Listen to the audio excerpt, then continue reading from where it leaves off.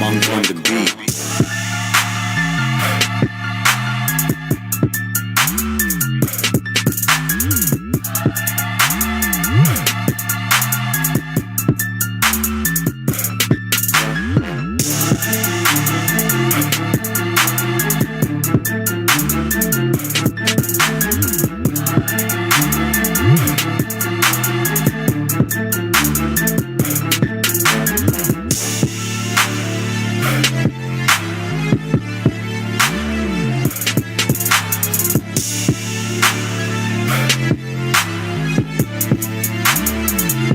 Monk on the beat.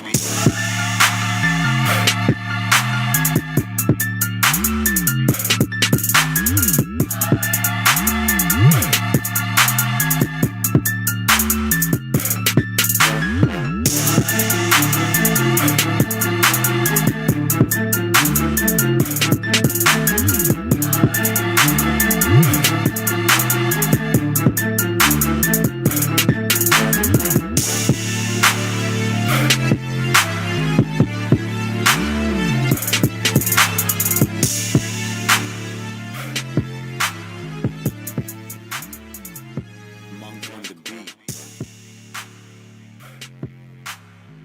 Ooh, what is up, YouTube? My Cowboys family here, bringing you guys the latest update on our very own Dallas Cowboys. And of course, as always, thank you so much for joining us here tonight.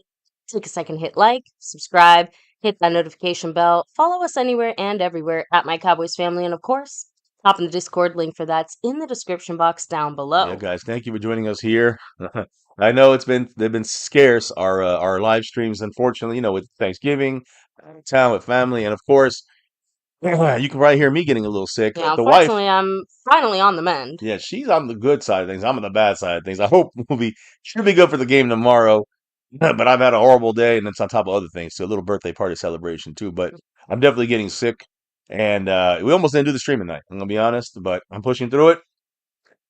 We got to get myself, you, and the family caught up on our Cowboy game Monday night, tomorrow night here. That's right. And we're going to go, hopefully, we will be live streaming this game, and hopefully see Joe Burrow struggling the way you see him in here, and the Bengals crying as we lay him out carpet, rugs on the floor. Anyways, we'll talk about that and more here tonight. But first, let me open it up with the people that make this world go round. The man, John Luna, the sponsor of the week, not once, not twice, but 3 weeks in a row. Big shout outs to John Luna. And he's also 3 weeks in a row as our membership gifting champion. So that's a hard thing to do. John Luna has done it for 3 straight weeks. Big shout outs to John Luna. He's going to get a lot of bonuses for our raffle coming up probably tomorrow, this tomorrow or next week, early next week when we do our November raffle. We'll talk about it all. Also, some other people to shout out. John Luna also 39 points, by the way, on the stream, boss. The man has taken 3 out of the 4 boards. And then you see the Cash App Queen, Mary Alvarez. Shout out to Mary Alvarez, back in town, holding down that crown. And she's the Cash App Queen. And we also, had a Cash App Queen last week named Pat Pfeiffer. So the queens of the Cash App coming to life here. And by the way, the leaders of the board this week, speaking of the Cash App and of maybe another queen taking over, it's Pat Pfeiffer. She wants that crown back, maybe. That's right. After tomorrow's game, we will crown some champions, and will Pat take over? We shall see. Now, there's no gifted memberships yet. This is our second stream, I think, in 2 weeks. So that's probably why it's a little slow. But the gifting membership round is still up for grabs. Nobody's there. Will John Luna go for 4? We'll know more tomorrow after the game who wins that. And then on the overall board currently right now, I mean, sorry, there's a lot of ballers on there. In fact, a couple people I got to shout out, like Traveling Fools, Amazing Games, Tony Wimbish. Thank you guys back in the membership levels, whichever level you may be in. And then I also got to shout out the person in the lead right now, the one and only Mark Hovsepian. Well, Pfeiffer's in second. So it's a battle for the top spot right now. And Mark Hovsepian is trying to get that sponsor of the week. Now, as you know, guys, uh, there's a lot of different ways to help the channel out. We can talk about a couple here. Some through YouTube, like that super chat, the thanks button, like joining memberships. There's 4 different levels, and then once you're in the membership, you can gift memberships. Is one of the best ways of giving back to the channel and to your fellow supporters here and fans in the chat here with you guys. So there's 4 ways there. There's 4 of the ways through the After Dark method, we call it here, for that Cash App crown. Of course, you have the Cash App money sign My Cowboys Family, the Venmo at My-Cowboys-Family, the regular PayPal link, but last and not least, the Streamlabs link also lets your comment show up on screen just like a super chat Yeah, so would. there's a lot of different ways of doing that good stuff. But there's also a nightly shout out thing we do here for the star and over everything. And since it is kind of a fan Friday, we're doing the star over everything and the silver level memberships. We do the shout outs for them on every Friday. We didn't have a show Friday. And also, I want to shout out the fact that we're going to be doing our monthly jersey raffle for the month of November. Everybody in the star level, as we know, gets 1 raffle entry. Everybody in the over everything level gets 1 raffle entry. I think we'll have 1 person in there this time. I think only Seabass. I think. I'm not sure. And we have a couple star levels in there. And then every weekly winner for the month of November, which I think has been mainly John Luna, I think he gets 2 or 3 bonus raffle entries as That's well for right. being the sponsor of the week. So big shout outs to you guys there. And by the way, tonight we'll find out another name that's going to be added to that list. I'll do that, I guess, towards the end. I could do it from the beginning if I wanted to as well. But it's just a quick raffle, guys. Remember, we have that goal. See the goal right now in the upper left of your chat section. There's a little goal button there. If you hit the goal, we have all 10 people that help hit that goal will be put into this raffle that will get you. If the winner of this little goal raffle we're gonna do get you into this monthly jersey. Only 1 person can get into this one right now. We haven't really talked about we're gonna have 1, 2, or 4, but there are 4 weeks. We'll probably do Yeah. 4 people getting in there. And so we'll add 4 new names into this monthly jersey raffle if we reach the goal. And today, again, you see the goal up there. Any $5 drops to the super chat or higher counts for hitting the bullseye in that goal. And if we get to the top of that goal, we get all 10 out of 10.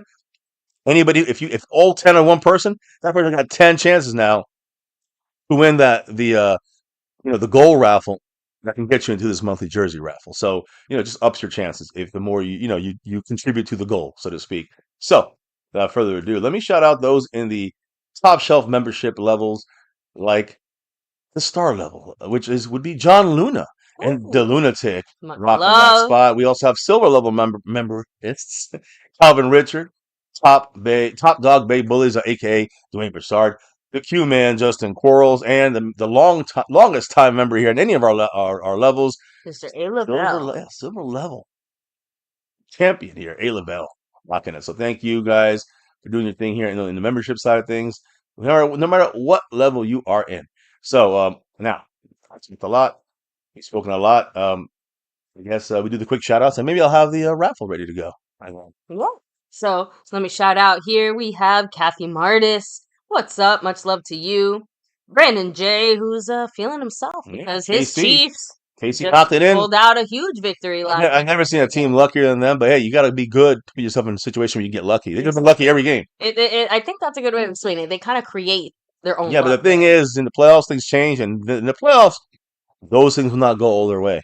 That's the catch there. Usually it doesn't. Yeah. So, and Rolando Rodriguez, what's up? All the way from South Texas. Much love to you. Oh, congratulations. Thank you very much. NDM Boogie, some love, gifting some love there to the man Jetly44 who just got gifted that membership. Thank you so much. Yeah, that's right. NDM Jet Li Boogie. fell out of the star level, but he's back in the Navy Blue, although he don't get the same shout outs. He's in the Navy Blue crew for a month. He could upgrade. He doesn't have to. Either way, big shout outs to NDN Boogie, who now is in first place That's right. So on thank the you so gifting much. leaderboard. And we'll also add you to the overall board as well. I see you real shit. Go back and suck on some Steeler. Anyway, go ahead. Go ahead. Oh, of course. So there we go. What's up, Kenzie Bands? Much love, appreciate you. And no, Mr. MCF sounds a little weird because he's under the weather. He's not feeling too hot. I am recovering from an illness, so we Yeah, probably sound a little stuffy, a little you weird. guys can guess where I got it from. Yeah. So just throwing that out there. Aztec Aguilar, what's up? Much love. Yes, we are safely recovered here Yeah. from last night's festivities. Mm. So No after dark tonight, guys. There's no no, way I can handle it. no. Bruce got the toxic juice Really? running in here. What's up? Dustin Roberts, much love to you always, Cowboy Nation. Well, Dallas Cowboys, what's up? Yeah, definitely an interesting win there by KC. Thank you so much, Andy and Boogie. Yeah, it's definitely in the air, guys. Protect your immune systems as much as you can so you can enjoy your holidays with your family and not struggling through life Like I the am right way now. I just And did you and the did, way yeah. Mr. MCF is about to. So, Hmm. Seabass rocking it out with us, repping it. What's Yeah, up? Seabass in the house. Yes, unfortunately, Mr. Seabass have not been feeling so great here on the MCF side of things. Fingers crossed, this upcoming weekend, maybe we're feeling a little bit better and able to, kick it with you and That's right. talk We some still have we still have Cowboys. one more show with him. At least one more, I Yeah, think. so Yeah, one more left. our Yeah. original plan was obviously to do it this Yeah. week, and again, I Yeah, it was kind too of many ixnayed that, so sorry about that. But too much in the air, right? The cold, flu season, all that good I shit. know, and Unfortunately, hey, I hate Kenzie this shit. Bands, trust me, I have to be honest. Not a fan of the weeknight games for our Cowboys. It kind of does mess with our schedule. Very busy Mondays here in our household on a Yeah. household and work side of things. Household work, children with their after school activities all hit on Monday. So yeah, So it's a that rough one. no matter how this Monday night game went, it was gonna be rough. So baby, let's go ahead and Well, kind of touch on I some just of the NFL things that we yeah, have we'll go ahead to. and go there. I just wanted to shout out Indian Boogie, who is now with one gifted membership in first place on the gifting He board. is the leader. And also, before we even get to the news, baby, let's find out. Because again, you hit these goals. This is going to be an example of how you can hit the goals here. Now, of course, it only is on super chats, not on gifting, not on membership Yeah. stuff. But you can. The gifting has its own perks just because it Gifting has gets huge to, perks. you know, Huge perks. So we will. show the love to other people. Yeah. And speaking of, NDM Boogie said, hold up, wait a minute, MCF. I just gifted another membership. Thank you so much, NDM Boogie. Appreciate you. Up to him. My goodness, Indian Boogie right there. And congrats to Carrie. Got him. And guys, drop them if you got them. I have to Yeah. admit, the emojis this week, I have a clear favorite. Just throw that out there. I love it. So, ooh, and then again, guys, not sure. I wish there was a way you could kind of select like people in the chat you could actively gift it to. Maybe that's a feature YouTube might upgrade in the future. Maybe if you yell at them long enough, they'll do it. So Yeah, it's just a random thing right now. If we it could change is. it, we would. Trust me. But thank you again, NDM Boogie. Much love. Showing that to Carrie. And yeah, I can't honestly. The And fact that he's the tied in, Panthers he's tied in third multiple place, play- by the way. Yeah, I'm sorry. Go Yes, ahead. he is. No, it's okay. Again, talk about another team that somehow has some depressingly shitty luck, at least from our perspective. Yes, the Eagles, because man, they should not have been victorious in that game, but the Panthers blew it at the last minute there. Turning the ball over is what it is. So, got to accept our situation here in the NFC. We were injured and we put least. ourselves there. Exactly. Thank you, And Jack. like you said, teams do create their own luck if you put your team in a position to win. Well, they also are knowledgeable enough and been through it all, the Chiefs. I know. That's why I remember the Cowboys used to be in that same situation in the 90s. When we had a team that knows how to win, you can win any game. And it sounds like, oh, they got lucky. No. The thing about They caused it. experience is that there's a balance, a delicate balance between experience and innovation. And the Cowboys are leaning only on experience, and that experience being Jerry Jones's. That's the problem. So, All right. So let me get going here, guys, because we do have to get to a stream. We got like a whole week of news, basically. We're gonna summarize it for you and get you into the convo here with us. But before we even get there, as you can see on the screen, there's a lot of things to talk about. Let's talk about who's gonna get their name added into the monthly jersey raffle. Let's do this here. okay. So as you can see there, oh, that's our face. Yeah. Man, I am bad, and I shouldn't have went live. Let me do this here. As you can see here, this is, and I don't know if you can see it on the screen, You can. but you'll be able to see all the names. John Luna he got a bunch of his names in here because he added a lot to the goals. He made the goal. He has the most names here, the most options to win. But that means you're going to win. All you need is one person going to win, or four people going to win. It ups his chances. Markov 7 with a bunch as well to help get to those goals. Calvin Richard next. Jet Li after him. Cat 52. And a bunch with one. Cowboys abroad. Skeptical. The Q Man. Tornado, Scorpio, Yeah. Balls, Major, Hipolido. Yeah, so that's the whole crew there. Good luck. We're going to pick 4 names and add them for 4 names for 4 weeks. We're going to add them into the weekly winner. The monthly jersey raffle. All right. Let's go. Maybe write them down because they get one bonus entry. They might not be in the membership. They might be in the membership and already have some. Like John John Luna. Luna, who gets in there. There you go. So John Luna's one, and baby, it's okay. Let me take over the talking here for this stuff so that we can save your voice for the extra important cowboy things I know you need to say. So, not John Luna. Actually, why don't you take it? Can you take his name off now that he's already gotten one entry? Or can he get another entry? Is that how I we're never doing had thought it? about it, but I thought you said 4 people. I guess I have 4 names, but I guess Okay, so then John Luna gets another entry. should we do that, or do you think we should do it like taking out the name? I mean, I think you said 4 people, and at least All right, that's the way I took we'll it. keep it 4 So people. I took them out, so it's just one person, right? John Luna right now. We got to find 3 more winners. And hey, yes, listen, there's only like 10 people in here, so like yeah. almost half the crew's gonna get in, at least have a chance to win. Eddie Eddie Pulido Pulido. gets in the mix, so congrats to Eddie Pulido. He's off the list. He can't be paid. He only has one name. I doubt Yeah, he'll be a repeat. he'll repeat here, but you never know. Calvin Calvin Richard. Richard, he gets his name in the mix. Much love to Calvin Richard. Last but not least, the 4th name Dun, dun, dun, of the dun. goals that have been reached this month, or this last month of this November. Yeah. Skeptical Skeptical fan. fan. So we got one of each. 2 of the 4 names. Skeptical fan. Calvin Richard, Eddie Pulido, and John Luna. Much love to you guys. Congrats again. And as always, go Cowboys. You see us there. So hey, we got that set up. We'll throw those names into the mix for the let me put the background back up here. But for the there you go. Oops, not Seabass. The jersey raffle. Yeah, the jersey. Thank you, baby. Sometimes I Unless can complete my Seabass. sentence. Yes, always shout out to Seabass. But yes, like I said, guys, those names you just heard those names. We're gonna try to do it every month.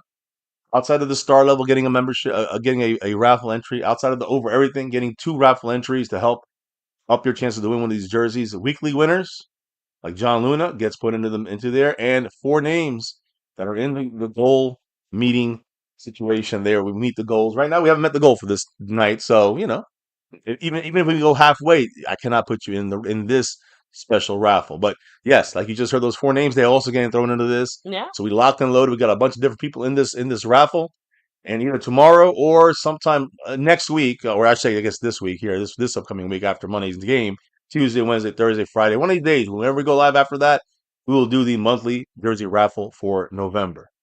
So good luck to all. Now, anything else? Jump in here, baby. No, before we get let's going? do this. All right. Now I gotta say my voice here because old MCF is trying to get through this. Struggling. Yeah, it's struggling bad, big time. So I do have a lot to kind of discuss here and touch on. I do want to make sure I don't miss anything. So first and foremost, and I'll slide through this as fast as I can. NFL news: the NFL and Players Association, Players Union, have agreed to modifications on the substances of abuse and performance enhancing substance policies. Okay. So the summary, basically the differences. The previous policy had THC at a positive level of 150 nanograms. Now they moved it up to 350 nanograms. You can smoke a little more weed now. Okay. Employing club notified. Employing club is notified of the substance which caused the positive test. That's the way it used to be. Now they don't get the substance that caused the positive test. It could be cocaine, it could be crack, it could be weed. Nobody knows. Yeah. Now players cannot be tested for fentanyl in the past. Now, if they're tested, if there's no indication clinically, they say here, if it's clearly clinically indicated, no discipline for positive tests. Only, of course, if they don't have So basically, a like prescription for it. if their It's a 15 doctor yeah. prescribed it to them, or there's a reason they should Right. be They're taking good. it by a doctor, then that's fine. Yeah, and again, $15,000 fine. Positive test, first violation is half game fine. Now it's $15,000. It's gone down in price and in cost. I guess all these violations of these substance abuse violations have gone down in cost and time missed and money missed. I'm not gonna go into it all, but it's a lot of changes. Which I guess again, it seems to favor the players a lot more. It favors the players, but it does sound like they conceded 1 or 2 things. Yeah, well, they're saying players must test within 3 hours of notification. Now they're saying notification before morning activities must test before afternoon activities. Notification before afternoon activities, they must test 1 hour within the end of those afternoon activities. So it sounds like they kind of tightened up the windows a little bit more as well. Now it's interesting. The one last thing I wanted to go on this, they have like a little Q&A. Can I post a video or photo of the white slip notifying me of my drug test? We've seen a lot of players do this, right? The answer is no. Huh. That's changed.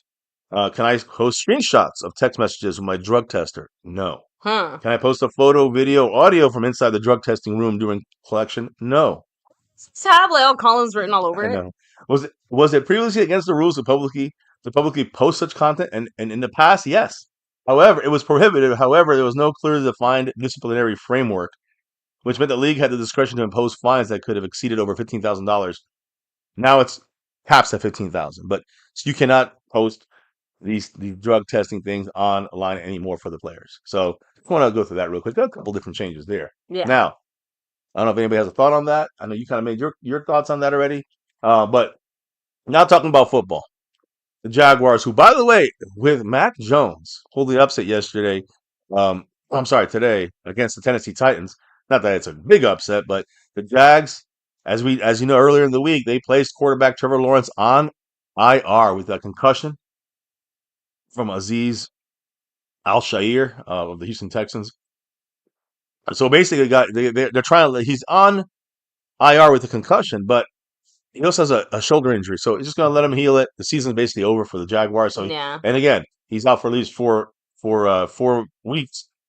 That's pretty much the season. So Trevor Lawrence, he's going to have surgery to repair his basically that significant AC joint injury in his left shoulder. It's And the next, well, remember, that's the same injury that CeeDee Lamb is dealing with. He also yeah, has an AC joint yeah. injury, so But keep that in mind. for a quarterback, again, it's his left shoulder, so it's not as bad. But the point is that for a quarterback, he's not missing it because of the AC joint. He's Yeah. just having the surgery because he's missing the year. Yeah. So since he's already missing the year because of the concussion, He might as he's well having the have the surgery. surgery, which actually puts him definitely out for the year. Yeah. Because he has a surgery. Season over. Mac Jones came in, starting quarterback for the Jags, and they went from 2 wins to 3 wins. And they beat the Texans. He did play well at the end of last week. Then this past game, another good opportunity for him. So Mac Jones from the New England Patriots kind of getting back on the map, so to speak. Now, as far as this whole situation, Aziz Al-Shair, who hit him, kind of cheap shotted Trevor Lawrence, the hearing officer, Raymond Foster, who was jointly appointed by the NFL and NFLPA, has upheld the 3-game suspension. So Aziz Al-Shair missed this game this week and misses 2 more games upcoming. And he appealed it, lost it. The Players Association even sided with the NFL. So Yeah. yeah. Now ESPN also cited that the Ravens are suspending wide receiver Deontay Johnson for this past game this week. Like this happened against the Eagles. Or not Eagles. Who do they play this week? They're suspending a Deontay Johnson receiver for 1 game for conduct detrimental to the team. Ravens EVP and GM Eric DaCosta announced that Deontay Johnson's 1-game suspension stemmed from the wide receivers refusing to enter last Sunday's game against the Eagles. He literally refused to go into the game, and so they said, "You know what? Now you're suspended for the next game from the Ravens." So Bye this I week. think they are on the bye. Now that's NFL news. Now some interesting NFL news kind of popped up about Mike McCarthy and some love for him. You know, I said love for Mike McCarthy. Now, last week we were talking about the fact that chance that Jerry Jones said that McCarthy, Mike, he might get a contract. We were all talking this whole week. I've been talking this, the 2 streams we did this past 2 weeks. I've been saying this game against Cincinnati is a determiner in a way that either exits stage left Yeah. or stage right with McCarthy and his crew, or maybe has a chance to keep him on here and get him re-signed a little longer, which I'm not a fan of. But when you look at the Cowboys' record under Mike McCarthy since 2020, that first COVID year was horrible. In the regular season, we have a 47 wins, 32 loss record. Playoff record, though, 1 win, 3 losses under McCarthy. The only 1 win was against Tom Brady, the end of his career in the playoffs with McCarthy. We won 31-14 in a wild card game back in 2022. Yeah, so some comments were made about Jerry Jones maybe keeping him here. So then Dak was interviewed. And, kind of by Jory Epstein. He's doing a car interview, it looked like, but about different things. But the main thing we want to discuss, I'm assuming, baby, you have the info. So, it's about Mike McCarthy and what's going on. So Dak obviously is personally bothered that he's obviously not able to help contribute to the team, but that naturally led to him commenting about McCarthy, saying, "Your coach seems like he's playing on his last contract, and I'm feeling helpless, like I can't help him in this situation, especially a guy that you believe in so much and you believe in being your head coach." but control what I can control and support Mike to every extent that I can.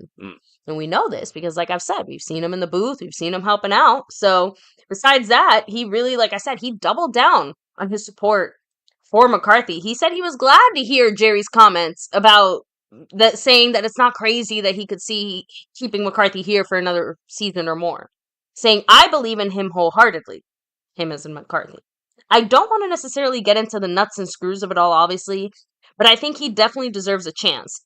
Another contract and a chance to coach this team amongst more influence. On his terms may be a good way to say it, but I wholeheartedly believe in him. So, guys, first and foremost, I want to stop right there. Go ahead. I don't know if you have anything more on Dak. He did say the guys won a Super Bowl, and I know Jerry's attested to that. There's not many guys or coaches who've done that, and to have one and then can do it from experience, I know how valuable that's been for me. So again, he's been helped by McCarthy's experience, but Yeah. I do want to go back to the comment he said that basically said more Another chance influence on his terms. Yes, on his terms with more influence. That tells me, Dak. I think Micah said something similar. McCarthy's kind of implied that in some ways, in my opinion, in the past. But we know he's the one that was his boss is Jerry Jones. But we've been saying this for years. Kind of this to me just keeps adding to what we've been saying for literally 8 years here on this channel, that Jerry Jones and Stephen Jones have the true influence on this team over the coaches, over your Dak player, Dak haters, over Dak, over everyone. Whatever's good for Dak don't matter. Whatever's good for McCarthy, it don't matter. It's what's good for Jerry Jones. It also sounds like McCarthy might have had some, let's say, good ideas. Just throwing that out there. In a general sense, that were not implemented, that they weren't even given a chance to see if they were going to be good or bad because the Joneses didn't even let him have that chance. Right. That's what it sounds like from Dak's perspective. Now, I don't know if he said anything more. No, that was it from Dak as far as McCarthy. Yeah, but, going over that comment about needing more help and more influence on his terms, McCarthy was asked about that the following day, and McCarthy said, quote, I'm paraphrasing, not a quote. Basically, he said that he has had the most input. Let me get Dak out of the way, because Dak is the one that said, we need McCarthy to have more input. McCarthy was asked about that input question from Dak or comment, and McCarthy said that he has had the most input he's ever had as a head coach in the NFL while coaching for the Dallas Cowboys compared to the Green Bay Packers. He said he is not sure what Dak Prescott meant by him needing more influence on his terms. Interesting. He's defending the Joneses. Just he has went to defend from a man who boss. beat you to a man who just verbally abuses you. That's abuse, boo-boo. So, it's okay, McCarthy. He probably doesn't know any better. But of course, Jerry had to, throw in his 2 cents about what Dak said about McCarthy. He said Dak has a vested interest in the team. He's a critical part of our success as we go forward. His thoughts and ideas about how to be better are very important. And I understand completely. And he means he understands why Dak wants to help McCarthy. That was the right thing for him to say. If he had been out here in our quarterback and making plays and helping us have a better record than we've got right now, that's the way that you help Mike. Those kinds of things I know are hard when you're hurt. So even Jerry straight up admits, Dak being here, winning games, making McCarthy look good by helping to win games to the team, that is how you help McCarthy stick around. That's why Dak's frustrated, because he can't help win games because he's hurt. And of course, as the future head of the Dallas Cowboys, even Stephen Jones had to chime in and share his 2 cents about Dak's comments endorsing McCarthy. He said, I think our whole team endorses Mike McCarthy. He's got skins on the wall. He's won a Super Bowl. He's been in multiple championship games, and he knows what it takes to win in this league. So when Stephen Jones was directly asked if McCarthy's future is based on wins and losses, specifically this season's, he said, no. I think we understand organizationally, and we also have much, much respect for what you guys do. And obviously, you have your opinions and influence as fans, and influence our fans. And we know our fans have high expectations. But we also know what it takes to win in this league, and we've won a lot of games over the years. But we also understand our fans are frustrated because we haven't taken that ultimate step, which is win playoff games, been in the championship games and Super Bowl games with the Lombardi. We haven't gotten that done, so it's natural that the criticisms come our way. Yeah, especially the fact that these motherfuckers, I'm not even talking about McCarthy. Sidestep the whole McCarthy point. Yeah, I mean, listen, the whole point is the Joneses, since they've been in town, we haven't won shit. When they've been in full control, we haven't won shit. And you can say, oh, yeah, we won that one after Jimmy Johnson. No. That was Jimmy Johnson's players, scouts, and coaches. So outside of getting Deion Sanders is the only move that Jerry Jones ever made that was deep, that was good. Outside of getting Jimmy Johnson as a GM and the head coach, and outside of getting Bill Parcells here and doing something with nothing. But still, it's all about being competitive. Yep. Not about winning a Super Bowl with these guys. I don't care what they tell you. And you know what? Micah, had a little support to throw McCarthy's way by just saying, in terms of coaching, man, Coach Mike, me and his relationship has always been good. He always took real good care of me. I just don't know how the business side of it is going to go, Jerry has his own mindset about who he wants to coach, and this is his team. I'm kind of just like a pawn in this business. So that was Micah's main comment there about McCarthy. He obviously likes him, he supports him, he wants him around, but he's just kind of like, look, it's not up to me. Yeah. So you see a lot of support behind McCarthy. Now, me personally, listen. I'm gonna say, I'm not going to dive too deep into this. I also want your thoughts on this in a quick way. Mm-hmm. But I'm gonna say this. I know McCarthy has abilities. I know McCarthy has shown, some good coaching here and there. To me, it's not about right now. To me, it's not about, the 5 years even. To me, it's about how did we do when we got into the playoffs? And not about the players or Dak or the Dak haters I'm talking about how is this team prepared and coached? And that is the biggest issue I've seen. So to me, you got to make a point somewhere. I even know we get another coach might not be as good as McCarthy. We need some new blood. And in my mind, I mean, we got 5 years of McCarthy. Yeah, Jerry Jones might keep McCarthy another 2 years just because that coincides with Dak's contract. And at that point, we just basically pushed it from this year to like 2 or 3 years down the line to exit out all these guys if we don't win a Super Bowl. But again, in my opinion, I would have fired McCarthy a while ago. Not even this year. It would have been last year. We weren't ready. 3 years in a row, we came in and shit the bed on the playoffs. That is, after being 12-5, that is a coaching issue, not a player issue as much. I feel like it is a business decision, and Mike McCarthy is slowly replacing Jason Garrett and the role that he used to fill, in the sense that, at least for the next 2 years, I do see McCarthy sticking around for as long as Dak is here. But it is kind of funny. The team almost looks better when McCarthy's running it without Dak being out there on the field. That's what people are going to say. But here's the reason, though. And I'm done with this. We can't really go on this anymore. The reason that the Cowboys look better, I don't say better. They don't look better. Why is it that sometimes with Dak, we just don't look like we're in sync? And yeah, you can say Jerry Jones not signing CeeDee Lamb early enough, giving Dak the contract day one, game one of the fucking season. That's dumb management. But I think when it comes to Dak Prescott, the bigger thing is that, when you see his, I lost track of what I was saying. Sorry, I don't know what you were. I know that. I completely lost track. So I'm sorry, guys. I fucked up there. I'm not feeling good. So, but either way, I know it was important what I was going to say. And, just Dak Prescott. It just, McCarthy obviously coaches Dak better than Jason Garrett does, as far as from Dak's perspective. Like, Dak appreciates the way that McCarthy has probably elevated him in his game. Oh, you were talking about Dak. I'm just saying, it probably benefits the Cowboys to keep McCarthy around as long as Dak's around, and just boot them both out and just start from nothing. Go ahead. Let me cut you right off, because I'll forget. It was about being better or looking good with like how do we manage with a worse quarterback in Cooper Rush, who's obviously Cooper Rush is an obvious backup quarterback at best in his career. He ain't no starter. But how come we are managing okay with him? Is it because Cooper Rush is better than Dak? Fuck no. If you think that, you're not watching football. But the truth is, it's the way that the team is being run.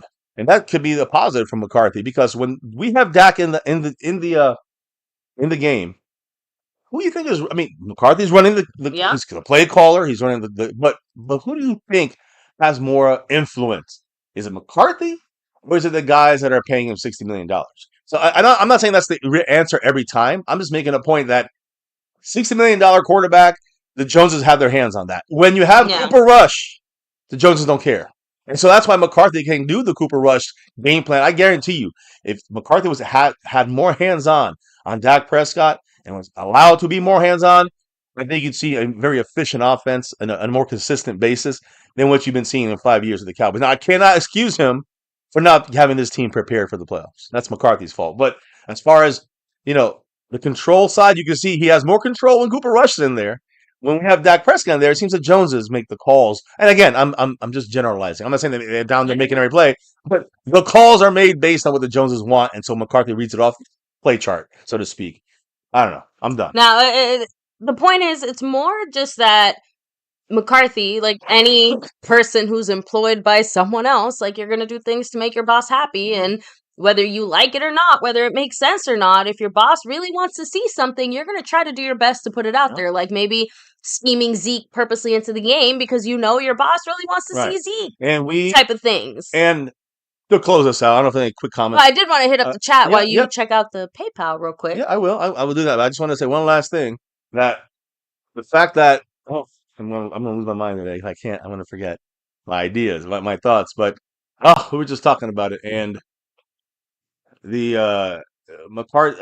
You know what, baby? Don't worry about it. You just can't throw me off like that. I know you helped me. I know you helped me out, but I just like I want to just get my idea out and I'll leave it. But all right, I forgot it. And It's okay. I'm gonna hit up the chat, just because you guys are saying it. Skeptical fan said it. No more dinosaur coaches. Scorpio said agreeing with skeptical fan, and I did too. You know, saying we need a young, smart coach that's up to speed with the new schemes. And yeah, that, like I said, that's the innovation that feels like it's been missing. But similar to how Jerry wants to see Zeke in our offense, like our front office wants to see a certain type of coach, and the things that they want to see are just a little bit outdated, it seems like, right?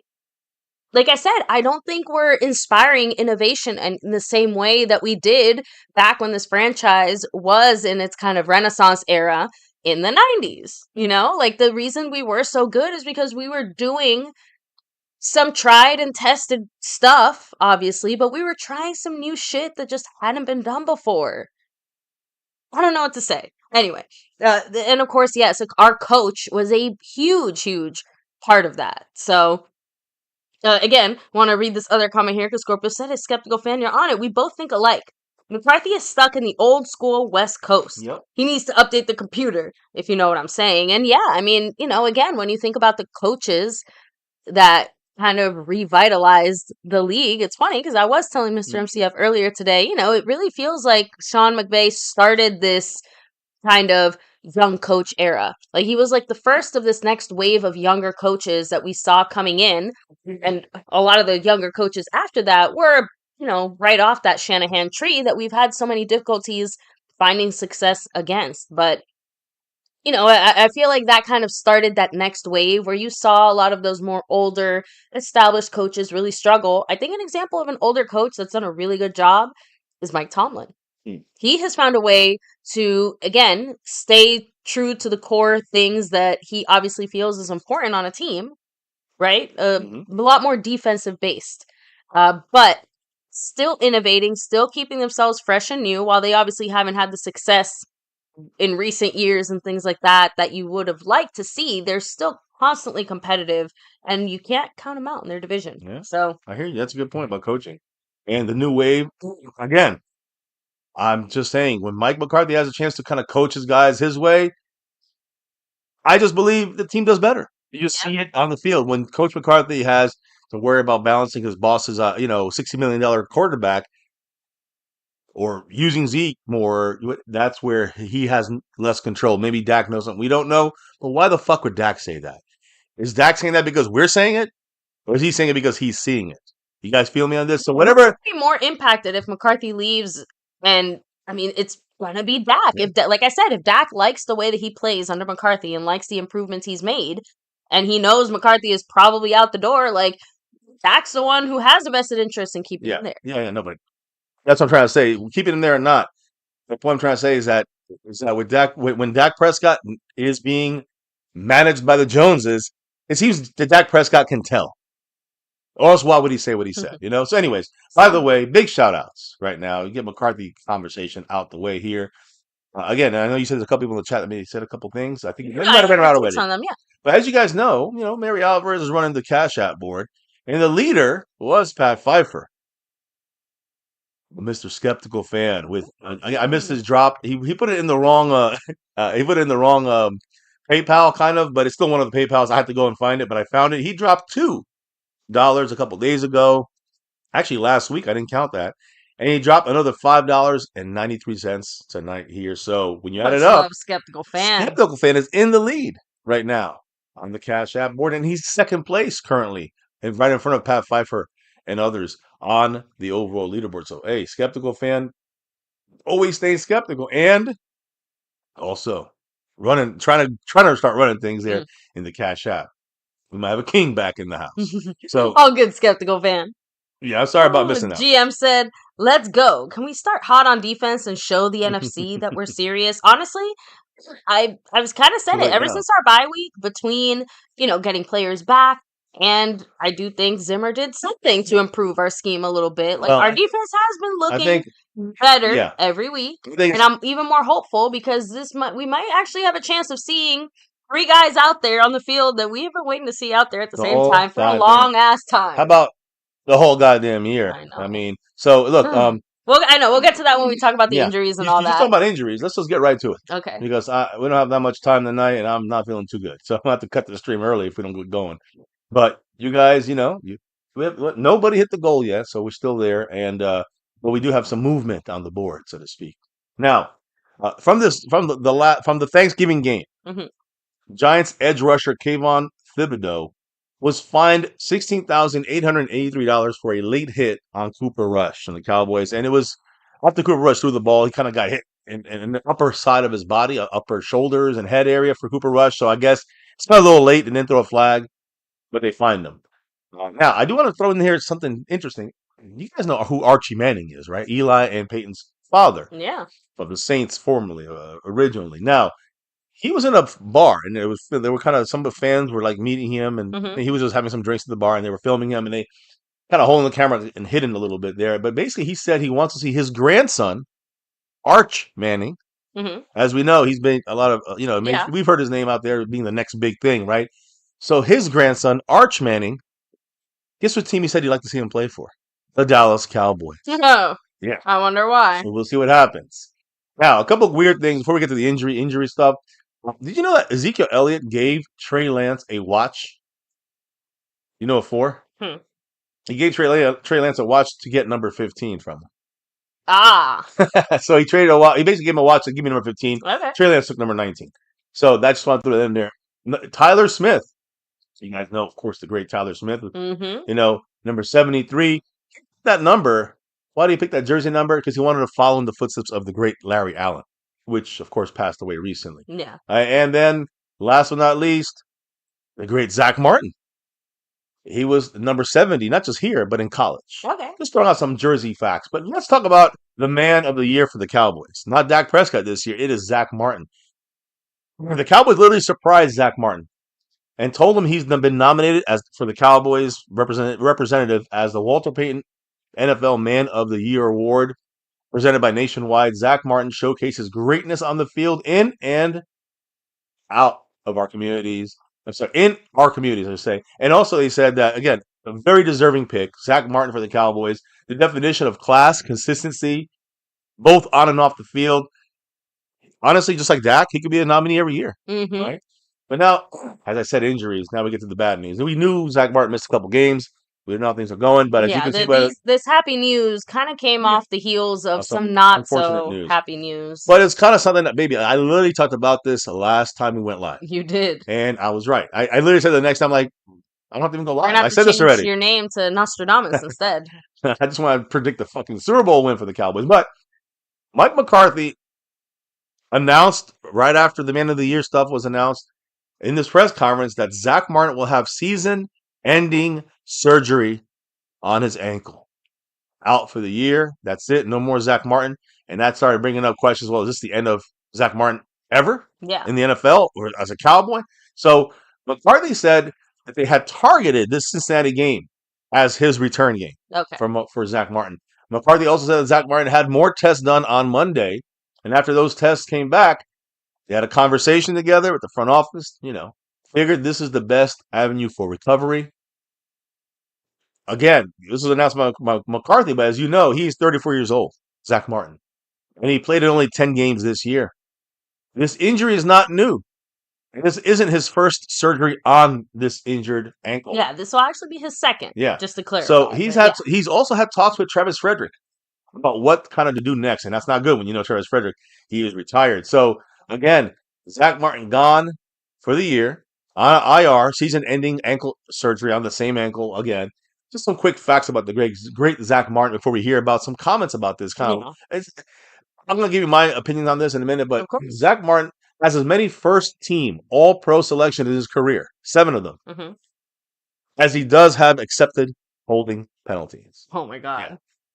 He's also one of 4 offensive linemen post-merger in 69 or 70 to make the Pro Bowl in each of his first 6 seasons in the NFL. He's the first ever to do it exclusively at guard. So that's a first there. In the last 6 years and 17 days, 6 years and 17 days, Zach Martin has been called for 1 false start on the road. That's the hardest place to play with the noise. 1 false start in 6 years and 17 days for Zach Martin. And Zach, Probably one of the least penalized players yeah, in like the entire NFL. holding, false starts, Also, he has 1 holding penalty. Zach Martin has 1 holding penalty against him since CeeDee Lamb was drafted. Yeah. So that's the great Zach Martin. Now, I'm going to quickly say a couple things here. Zach, because Tyler Smith, he kind of said something about this. He said, basically, what are we going to do to replacing him? And that means that we got who replaced him last couple of weeks have been Brock Hoffman.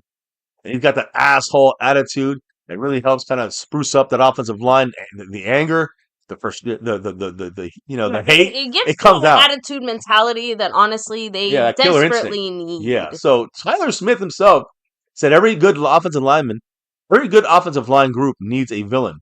And that villain, who's the guy who's ready to go, fight and toe the line, all that stuff, is Brock Hoffman, according to everybody. So he's going to be playing now in place of Zach Martin. And, according to Tyler Smith, he said that is exactly Brock Hoffman is basically someone who's ready to fight and go that extra mile, be the villain for the Cowboys offensive line. He said, quote, he has been a lightning rod. So that's the guy we're getting to replace. You know about Brock Hoffman. Last year, it was pretty surprising as an undrafted rookie. And this year, he had to play a little bit more, obviously. He's been doing pretty good. Guys, I told you about this the other day. Dexter Lawrence, he kept them to nothing. That was all Brock Hoffman. Basically taking out one of the defensive players of the year all by himself. So that's got to go a long way, even though I still am shaky about him. I'm not. Martin's cleats are impossible to fill. Of course. But my point is, I remember Terrence Steele when this happened. And I was like, when they're undrafted, there's always a reason why. It's maybe they're going to have 2 good years and then suck. Maybe they're going to have 5 good years and blow everybody's mind. Or it'll be like Romo, a couple good years and then injury. Something always comes up. When these undrafted guys start playing a lot of NFL games, in their NFL careers. So we have to still wait and see. But I will say this: Brock Hoffman is a force multiplier on the Cowboys' offensive line. When he's in, the entire offensive line plays more violence. They get more violent. So I'm not saying Zach Martin doesn't do that. He's just a quiet guy. Everyone follows him by actions. Brock Hoffman's followed by his personality types. by his aggressiveness on that field. It's something we don't have. So we're going to have that from Brock. Once in a while, we'll get a penalty because of Brock Hoffman, but we're going to get a lot more hype out of him, some more juice out of him and the rest of this offensive line. So it's a positive. And I know you're going to have some things to talk about, maybe, about what was said out there. But I just want to say that I literally said this is what the Cowboys should do. Last week, I said, I didn't want to see Zach Martin play anymore this year. I didn't know he was going to have ankle surgery, but I said last Monday or whatever it was, when literally the day before he had the surgery or they announced he was going to be out, I said, just bench him for the rest of the year. Let him rest. Be good for next year. We get a whole good full season of Zach Martin next year, and you get to work Brock Hoffman in there. Let's see if he really can do this. Let's see if that's a position we need to really focus on for the draft. Because we got a lot of spots, a lot of holes. So maybe that's one less hole, or is something we have to kind of refocus on. That's why you leave Brock Hoffman in there. And listen, the Cowboys did meet. There was no improvement from the ankle when they met, and they said, yeah, I think we agree with MCF. They said, let's shelf him for the year. We'll get another year out of him next year, hopefully. And we see what Brock Hoffman can give us now, and then make us a decision easier for the draft and during that time frame. So, again, it sucks, but I have hope that he will be healthy next year. Now, that's the other part of this thing is some people are saying this is the end of his career. So, baby, I know you have the rest of the info on this. Yeah, Michael Parsons pretty much echoes all of our thoughts because he said this guy bleeds blue and white. He's literally the representation of the star. That's true. I just hope he has one more year left in the tank. He's hoping for one more year. Even Micah's sitting here like, damn, please, Zach Martin, come back next year. So yeah, that's an example of even the players know that Yeah. he's hanging on by a thread right now. And Zach Martin himself, very painfully, went into this discussion saying that this isn't the time to have those discussions. It's a tough situation, and the most important thing on my mind is getting healthy. And then having those discussions down the road. But first and foremost, I want to get healthy, and then maybe those conversations are a little bit easier. I mean, no offense, but when I hear that, doesn't that kind of tell you something? Because he's basically saying, like, that conversation about me coming back next year is too tough for me to have right now, because that means that it sounds like it's rough. Like, you know what I mean? Like, Yeah, he's he's not basically gonna. saying, like, I'll feel better about having the conversation to come back next year when I'm feeling healthier and better. Because it sounds like if he were to say it right now, he's not coming back next Well, year. because he's injured now. But yeah, when he feels after the injury, he rehabs out. It sounds like it's he'll have more better. than just that. Is that's how I took Right. it. That he's basically saying he's not ready to have that discussion.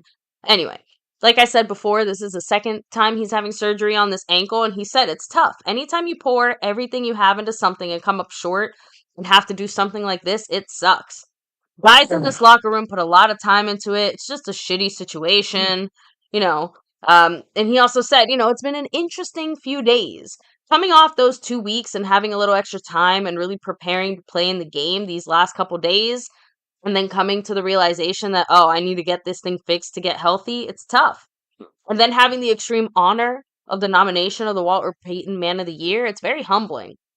It makes you feel good inside to look at some of the teammates in the past that I've been really close to Dak. that have all been nominees. And obviously, Suddenly. Dak was a winner. Yeah. And to see how much they pour into their community and what they do for this team, not only on the field but off, it's very humbling to be a part of that. He said, I don't think it's really hit me, and this is new territory for me. I think I've had one other year where I missed the last like 6 or 7 games, but other than that, I've been out there and have always been able to finish the year. Guys, he was in COVID year. That's when he got hurt. He got rolled on. They got playing him in different parts of the line. He got rolled on. He had to miss the end of that season as well. He missed 6 games in 2020 because Yep, of calf that was injury. COVID. But like I said, he still finished out the season. So like he said, I haven't gotten that far mentally yet. So it's something about not being able to finish the season that kinda seems stuck to in have him. really Yeah. impacted him. Although Jerry Jones even had to come out because of all the, oh my God, he's retiring, what's happening. He even said this about Zach Martin. He said this surgery shouldn't be viewed as an end to his playing career at all. It should be viewed as the remainder of this season and only that. So again, that's kind of my point, is that if you rest him this season, better chance to play a healthier next season, keep him around, and what's the use of keeping him now playing? For what? Playoffs? Playoffs? Come on, guys. We're going for a draft pick. We know. Yeah. And I did want to kind of mention this Jerry comment just because he said it the same day that he said the Zach Martin thing. He did kind of admit that there's no question you can carry over good play from one season to the next. And potentially we did that. We carried over not so good play against Green Bay that we had in our last game in the playoffs last year. I think it's naive to think that you don't have carryover. So again, Basically saying, taking that L at home against the Packers has hurt us that much this year. We've won one game at home. That's what he's trying to say. That's fucking crazy. That's unfortunate. But I actually wanted to go back to a comment here from Skeptical Fan, because he did drop, when he dropped that the $5 and change, the $5.93, $6 basically.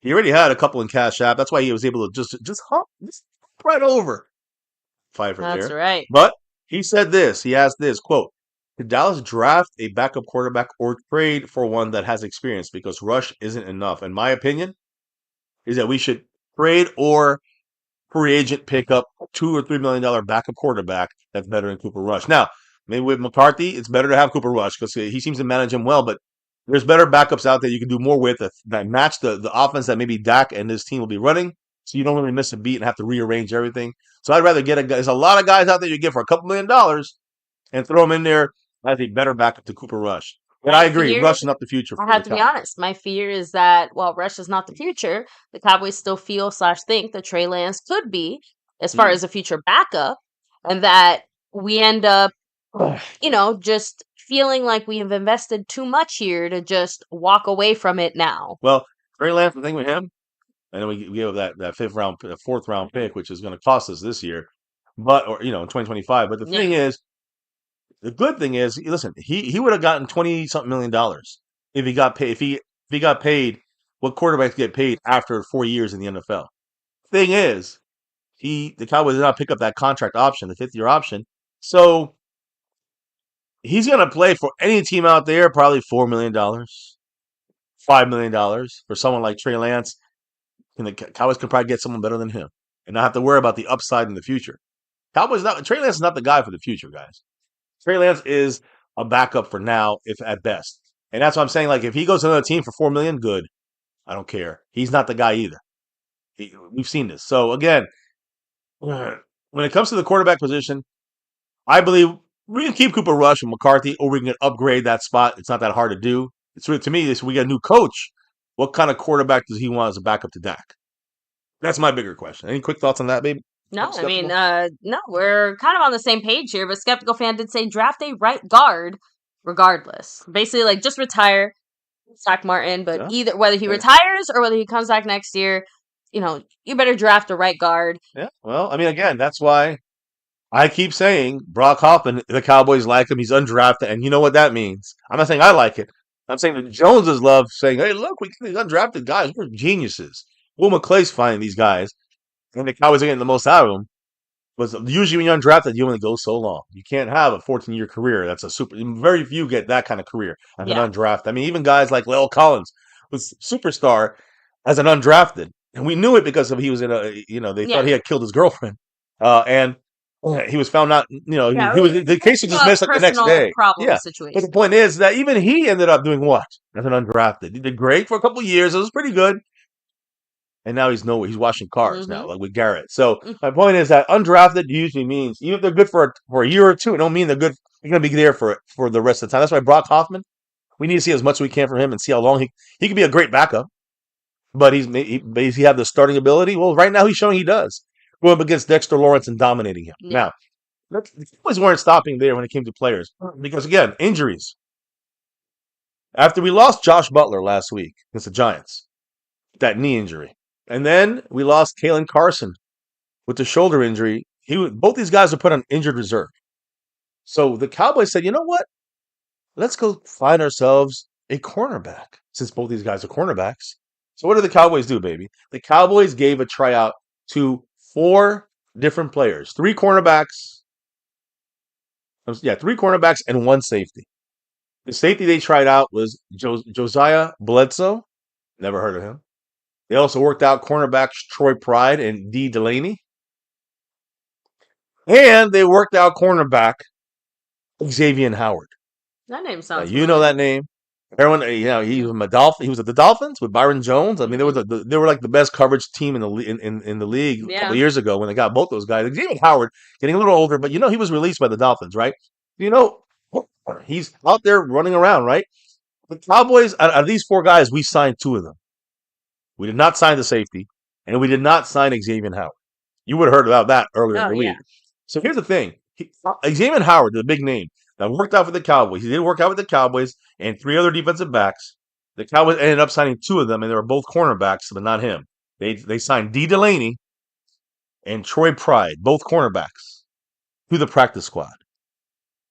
So this is just practice squad depth we signed. I'm not going to sit here and go over it. If we had got Xavier Howard, you could say, okay, what's going on? All right, this could be what's going to happen to Xavier. I mean, I'd be excited a little bit about that, but then why. We'll talk about why we didn't go after Xavier Howard, why no one is going after Xavier Howard. But let's talk about the guys we did bring onto the practice squad. Just for real quick, 2 seconds.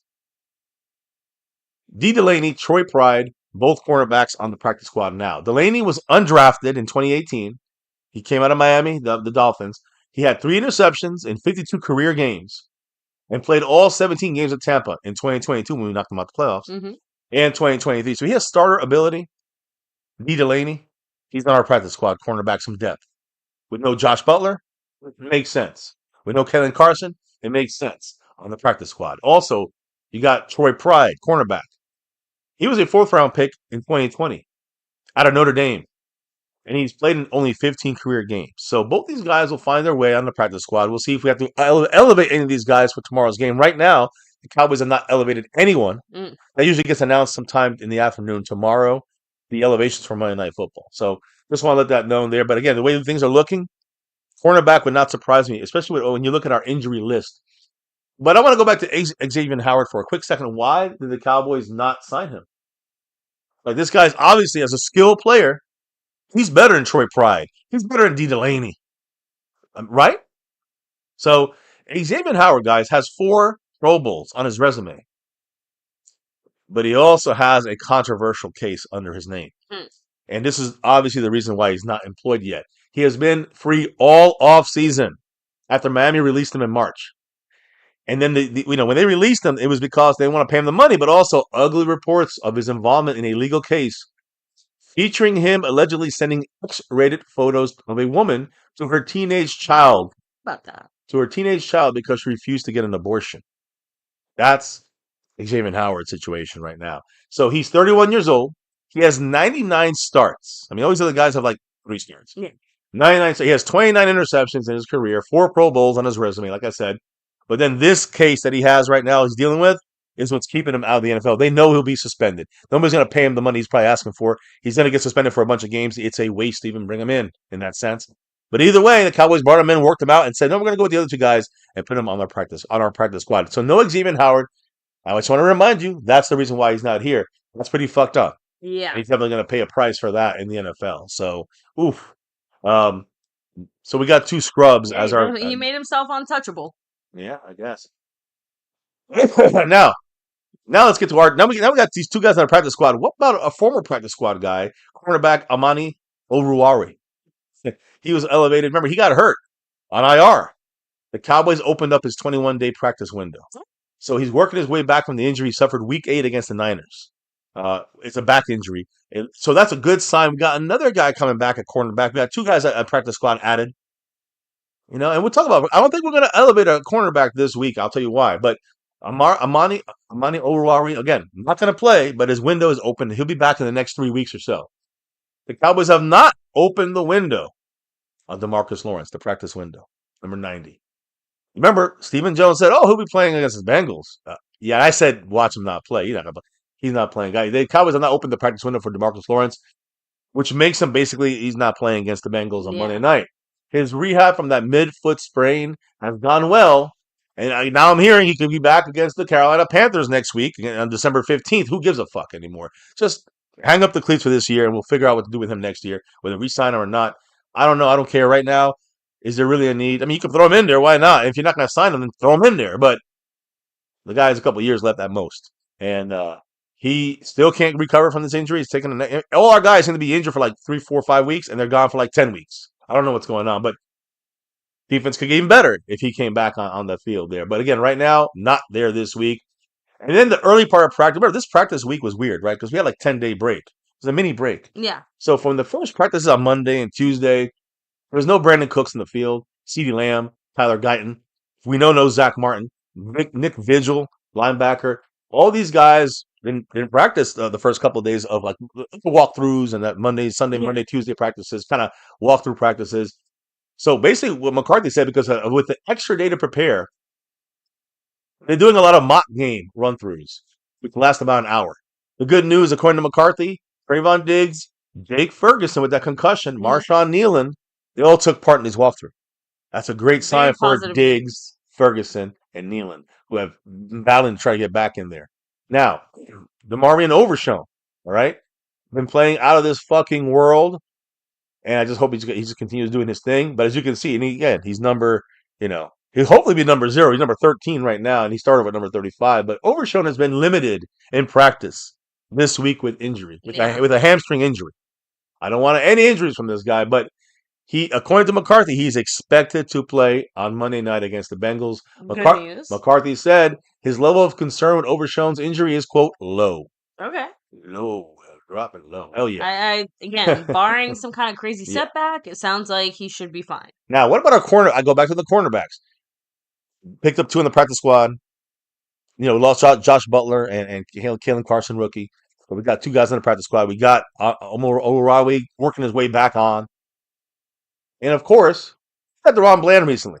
Last week, but we've been without Trayvon Diggs the last couple of weeks. So Cowboy cornerbacks Trayvon Diggs, DeRon Bland, and Jordan Lewis have not had an opportunity to play more than 2 games in their time together in 2 years Mm-hmm. because of injuries. They played. Remember last year, game 1, game 2, they played. Then Trayvon Diggs got hurt. No more. So, and I don't even know if Jordan Lewis is there. Was he there? He might have been out from that foot injury still. So, might have had all 3 guys ever play together, honestly. But on Monday night, tomorrow night, this trio of cornerbacks will finally, probably, hopefully, get a chance to finally do that. So, the big issue here would be Trayvon Diggs. Yeah. His knee injury. He's been limited after missing the last 2 games. He was limited this week in practice, but he has a chance to play on Monday, according to Mike McCarthy. Quote, he's making progress this week. He had a good day today, as in a couple of days ago. McCarthy also said that those 3 cornerbacks, Trayvon Diggs, DaRon Bland, and Jordan Lewis, all 3 of them, when they played and when they practiced together, Mm-hmm.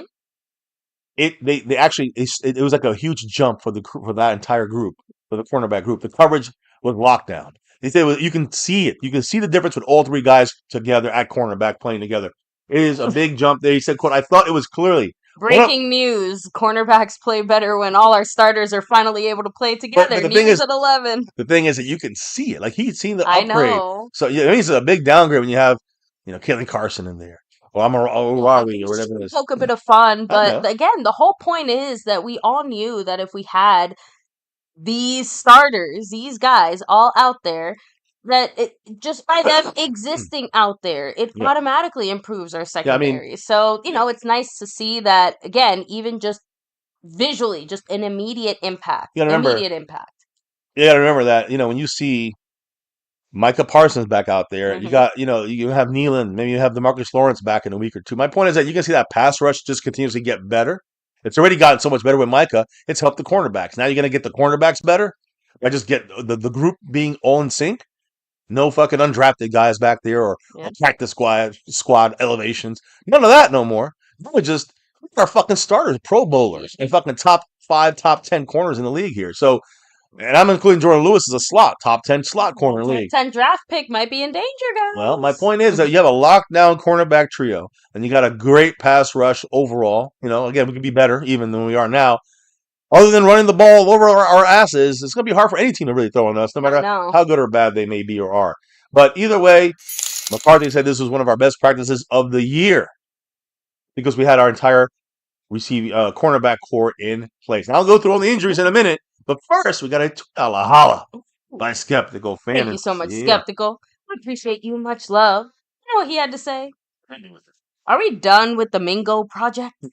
Wasted a 4th-round pick to get this guy number 81 to play what? He has 2 catches this year. Played in 4 games and had six routes he ran.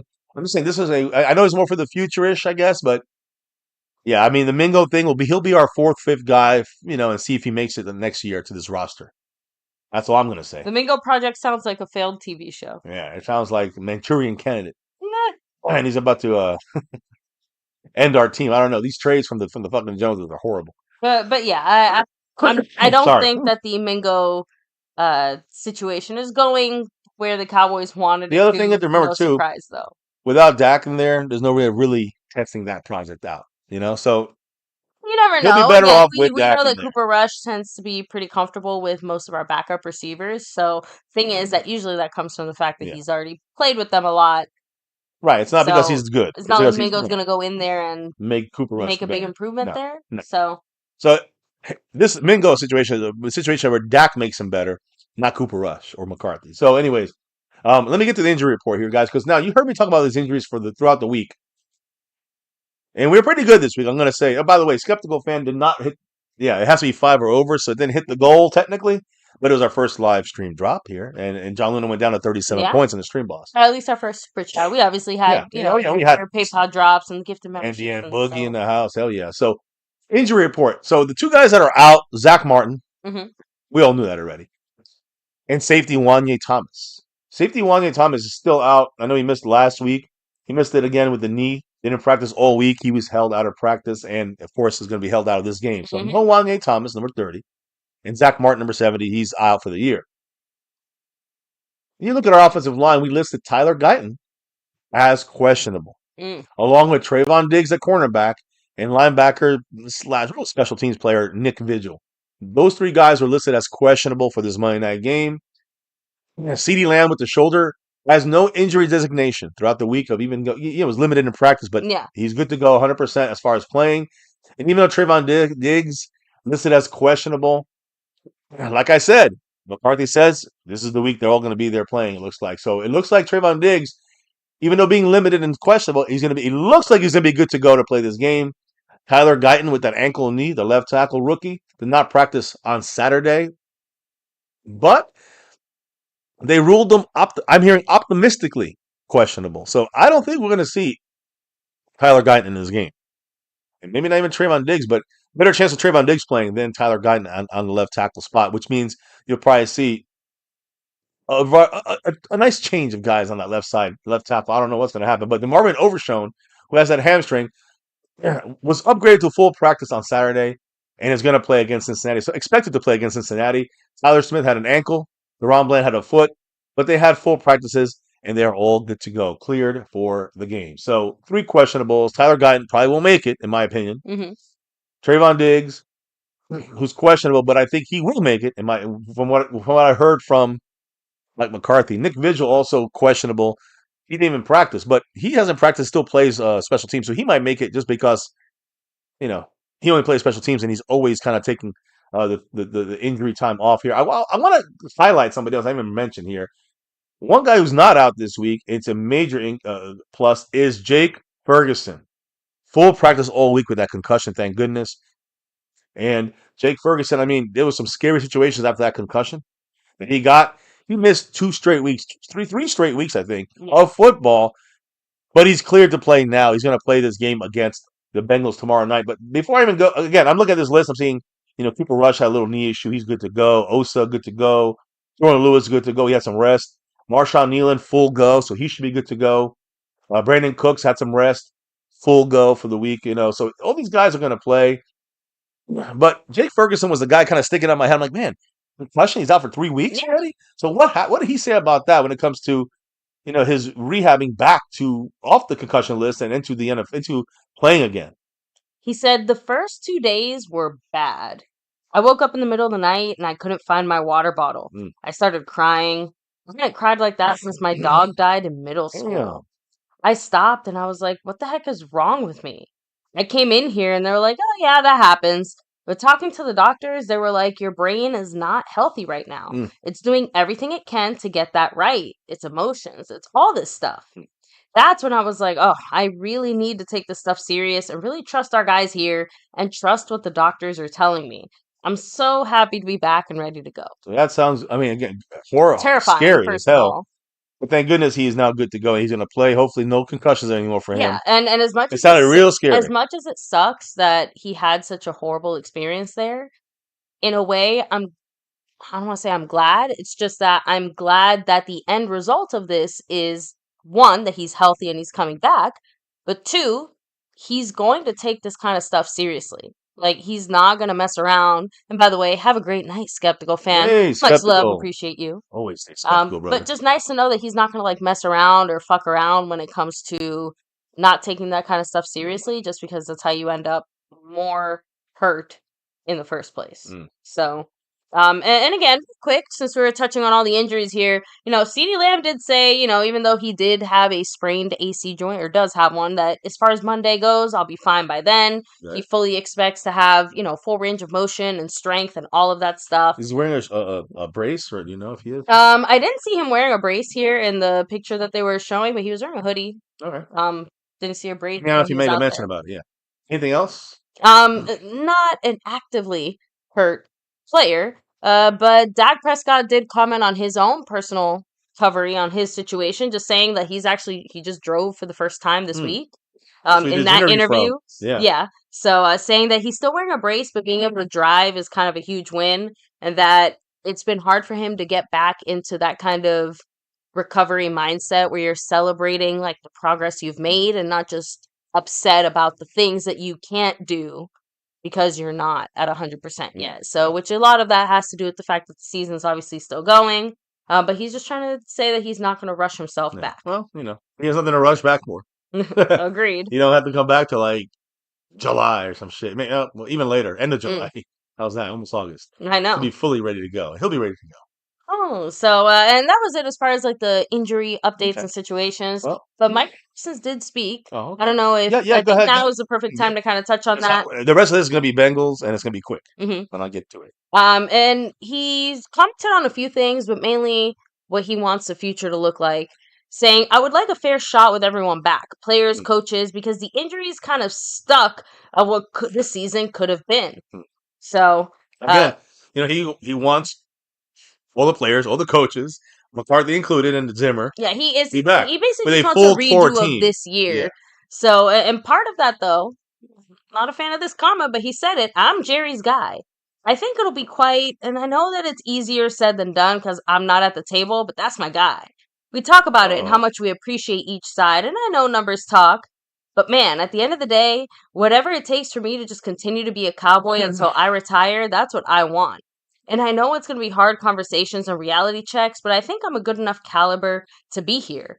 So, I mean, go ahead. basically he was also asked because he kind of implied that he's okay with maybe not getting tons of money. He was asked, like, does it matter if you're the highest paid defensive player?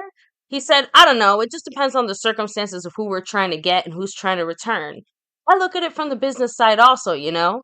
If we're going to be aggressive and bring in players to play next to me, because right now you look at it, I don't know who I'm playing with besides Nealon and Sam Williams and Mozzie Smith.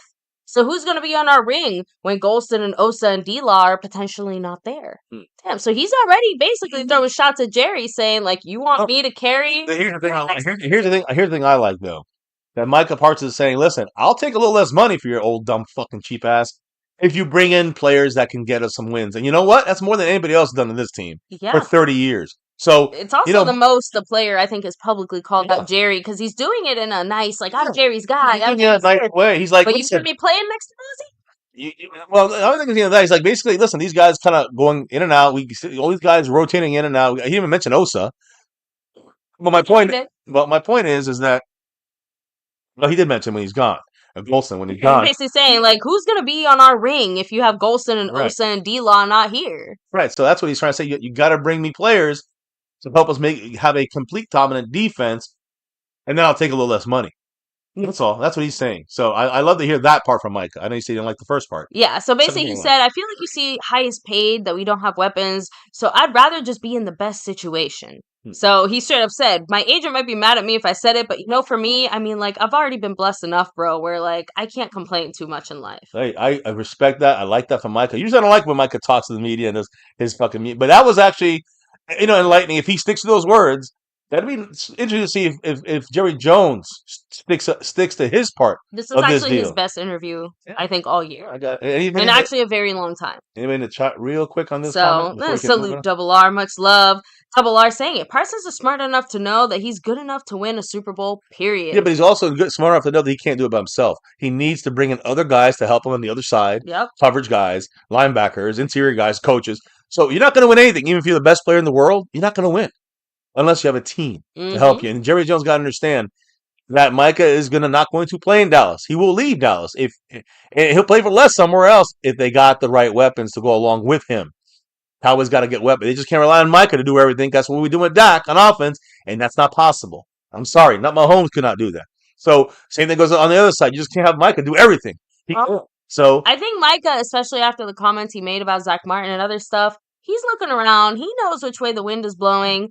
He said it. He wants to retire a Cowboy. He doesn't want to play for any other team. I've heard those people say a lot of things, and they always, when the money hits, they go somewhere else. So either way, that's it for their Micah there, right? Yeah, DC for life. What's up, Matt Batten? Much love. Thanks for being here.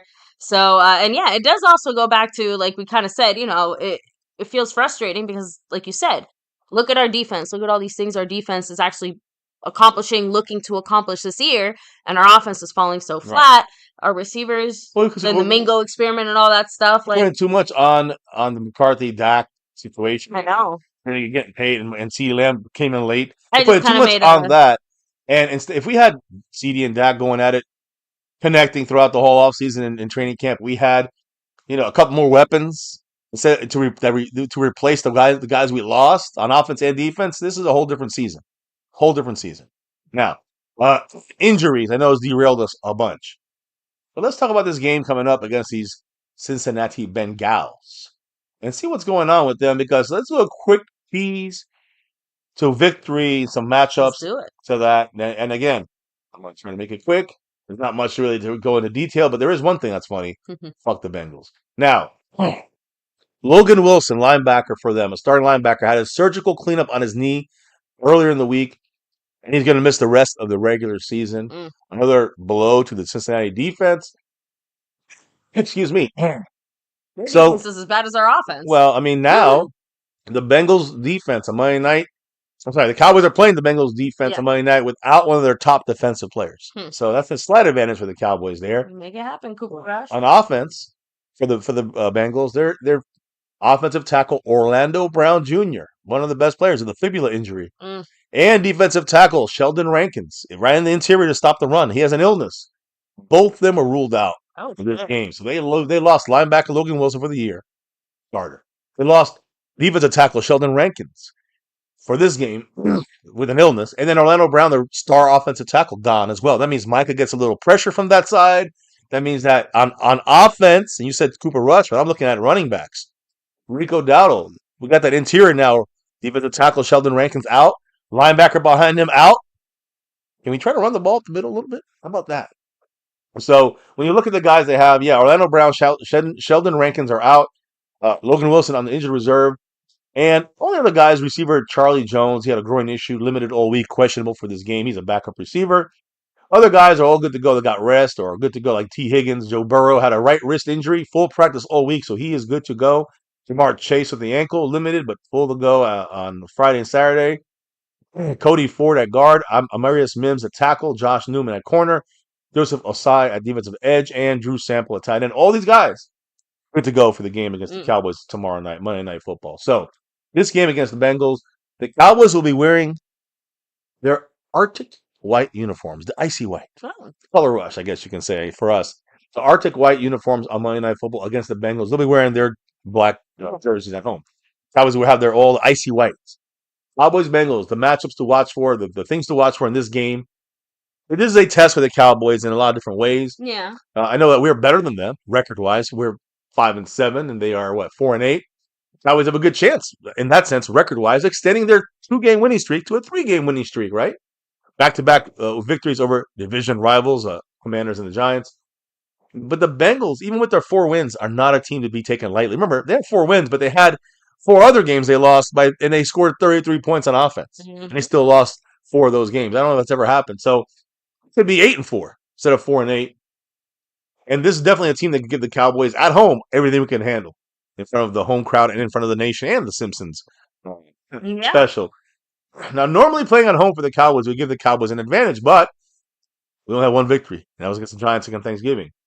At home. That's it. So we're riding a 2-game winning streak, but this, if we can somehow, bounce off that energy, Cowboys have a nice, we've been embarrassment tomorrow. If we can at least not take them lightly and look at, kind of break down a couple of things. Now, again, when we look at our offense, I'm going to start with our offense versus their defense.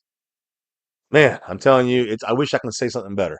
But when it comes to the run game, guys, we're ranked 31st, 22nd, 29th, 25th, 30th, 31st, 27th. All these, we're not better than every number I just read to you. There's no number better than 27 on this 27 on this list that we are in the run game. Yeah, in the NFL. Beyond just below average. And the funny thing is that we are still better than them when we run under center. They're 31st when they get run after, and they're missing their defensive tackle and linebacker that stops the run. So if there's a key here, run the fucking ball up their ass. Up the middle. And then the Cowboys just got a little bit of an advantage rushing outside the tackles. So inside under center and a little bit outside the tackles, but really mainly under center. Behind the center's ass. Run the Cowboys love doing that. Now's the time to do it against this Bengals team. Passing. How's the passing ranked? You don't want to know. On offense, the Cowboys ranked 24th, 30th, 27th, 23rd, 19th versus the blitz, by the way. Thank you, Dak. And all the rest of the numbers are 27, 8, 28, 30. Horrible across the board here, passing. So passing versus pressure is the only time the Cowboys actually had a direct advantage over the Bengals. Against the pressure, we're 24th When they bring pressure against in the pass game, they're 30th. So if you want to throw the ball, you want to wait till they kind of if they're blitzing you, if they are pressuring you, someone's going to be open. So you guys feel like I feel like I'm kind of creating the keys to victory as I'm speaking. Run the ball under center. Yeah. Occasionally take it to the outside, but run that ball under center and throw the ball when you're getting pressured. It's going to be positive probably for the Cowboys against the Cincinnati defense. So again, I will say this: passing wise, there's not a lot of things the Bengals do good in passing game here. I mean, I think short passing is their best defensive statistic, and everything else they're barely better than us. They're basically ranked in the from 21 to 30 in a lot of passing defensive categories. So the passing game can get us something, and the running game can get us something. A little bit of each. That's all we can. If we can get that, that may be all we need. But that's just a little overview of the offense for us versus their defense. But that's why I believe Rico Dowdle versus the Bengals' run defense is one of the biggest keys of this game for us, or for our offense to win this game. Rico's coming up the best game of his career. Remember, he ran for 112 yards against the Giants and a touchdown on Thanksgiving. Now he's going up against a team like the Bengals. I've been saying this. They struggle to stop the run, like the Giants. They struggle to stop the run. And Brock Hoffman went up against tougher guys than the Giants. And now they don't have Sheldon Rankins. He's going to have an easier time. I'm putting that in quotes, air quotes. But supposedly an easier time at the interior. So run the ball inside, in between the guards and the center. Run in those three spots there. So, as I was saying, guys, the Bengals have trouble stopping the run. Cincinnati is giving up 128 plus yards per game on the ground. I mean, that's as bad as us. And they're allowing 4.34 yards per carry on the ground. So if the Cowboys want to really commit to the run game and use Rico Dowdle to produce like he has the last couple of weeks, number 23 could end up with his second consecutive 100-yard game against a weak team stopping the run, especially inside. So, guys, I mean, do I have to send a memo to fucking Mike McCarthy? This ain't that hard to figure out. You got to do this or you're not going to probably win. Now, Cowboy running backs. This is crazy. We've gained just 0.9 yards after contact. Literally less than a yard after. We go right now. It genuinely took me a second to like process what you said because we only didn't even register. We've gained less than a yard after contact. But I'm saying, let me put it this way. We've gained a little 0.9 tenths of a yard on design rushes between the tackles. So inside, we've only gained basically a yard of after getting hit. Against this team, we should do a lot better. Running inside. Yeah. In between the tackles. So the Bengals, by the way, they're limiting opponents right now to 3.4 yards per carry when you have, not on overall, they're not that good, but on design runs, they are very good. And they only allow 3.8 yards per carry on design runs between the tackles. That's the second fewest in the NFL. So they will, it's funny because they have weaknesses under center. Between the tackles, they do a good job. But this is with Sheldon Rankins. Now they don't have him. They don't have Logan Wilson. That's going to hurt their run game. Already was a little shaky. Design runs, they're a little better. Now they're just going to have trouble on both sides of things, in my opinion. The Cowboys, though, we haven't really done much as far as gaining that extra yards after contact. The Cowboys also have forced the sixth fewest missed tackles by running backs in the NFL. That's only 61 forced missed tackles by the running backs for the Cowboys. And we've gained the fourth fewest yards after missed tackles, only 290 yards. Again, guys, the fourth worst. So, again, running up the middle against the Bengals is the key, and you can see we're bad. We're not good running, but we've gotten better. And against teams that are not good at stopping the run, we can do better against them. I think we can do well. Now, it's funny. When you look at the passing game, CeeDee Lamb and the receiving corps have forced the most, the receivers, have forced the most missed tackles, 36 as receivers, and have the third most yards off of missed tackles, 256 yards. So running backs, they're one of the worst in causing missed tackles. They're one of the worst at getting yards after missed tackle. But the receivers, we are literally the best at forcing missed tackles at receivers.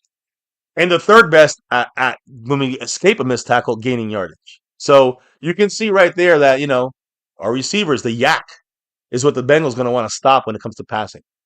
Now, this feels like it's going to be a toe-to-toe duel, a lot of throwing. It might be actually kind of high scoring. Again, if the Cowboy defense falls asleep, it will be high scoring. at least for them. So I think that even with them fully awake, it's going to be tough to keep this from being a high scoring game, only because remember, the offense has done the defense no favors, and I do think they're going to once again put the defense in a position where they're basically set up to fail, you know? problem is that the Bengals score a lot of points. I know. They always have a good defense. If their strength is their offense, our strength is our defense. Whoever wins that battle wins the game. If our Yeah. offense doesn't turn over the ball, probably win the game. So I mean that's what it comes down to. So look, the thing is Fair that it's hard to find any category that Cowboys lead in the NFL. But the one exception is pass attempts per game. It's not obviously because we're always down. Oh, man. Cowboys are averaging 40 attempts passing per game. 40 passing attempts per game. That's a lot.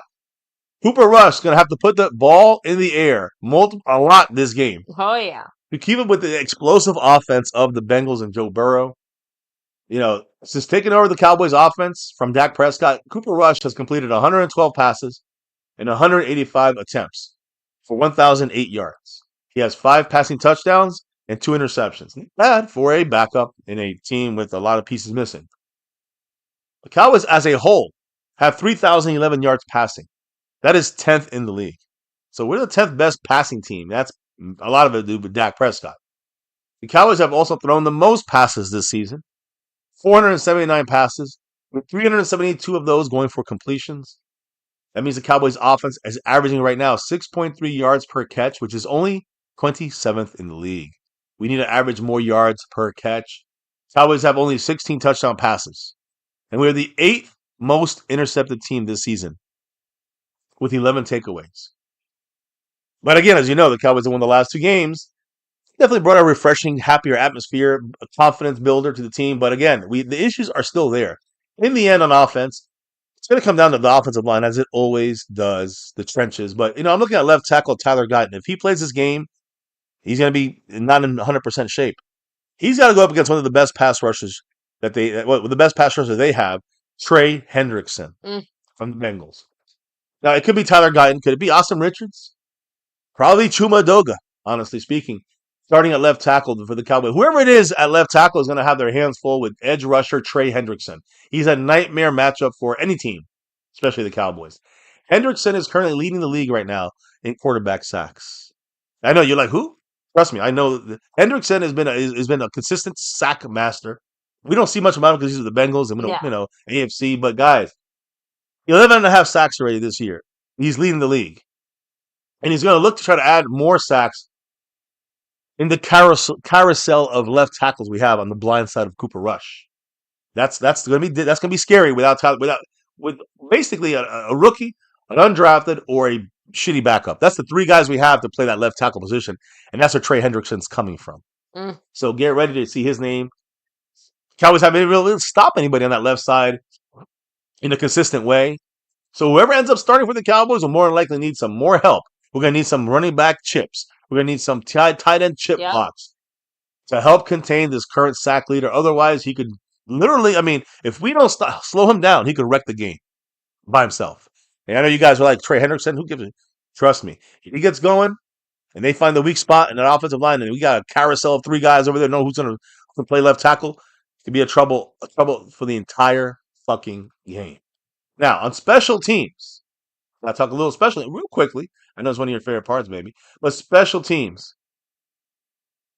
You always got to talk about the one and only Devontae Turpin. Of course, Brandon Aubrey might break that record. You never know in Dallas, right? Monday Night Football, 70 yards, and who knows. But Turpin, it's interesting, though. Turpin, it's Turpin time, and it's not just on – we know about special teams. I talked about offense, though, how important he is. But we're going from offense to special teams. It's one of the biggest draws for anybody that watches the NFL. Yeah. Like, when they hear the Cowboys, they say, let's see what Turpin's doing. I'm saying this is what people are saying. With this Cowboy team this year, Turpin's the hot name. And on Monday night, on primetime football, the spotlight will be focused directly on our punt kickoff returner and slash receiver at times, Devontae Turpin. He leads the NFL in kick return yards, 762 kick return yards. His average is 36.3 yards per kickoff. Fantastic. Both these numbers, by the way, for Turpin, career highs. And also, he has scored on a punt and kick return this year, which had been, 50 games before we had that.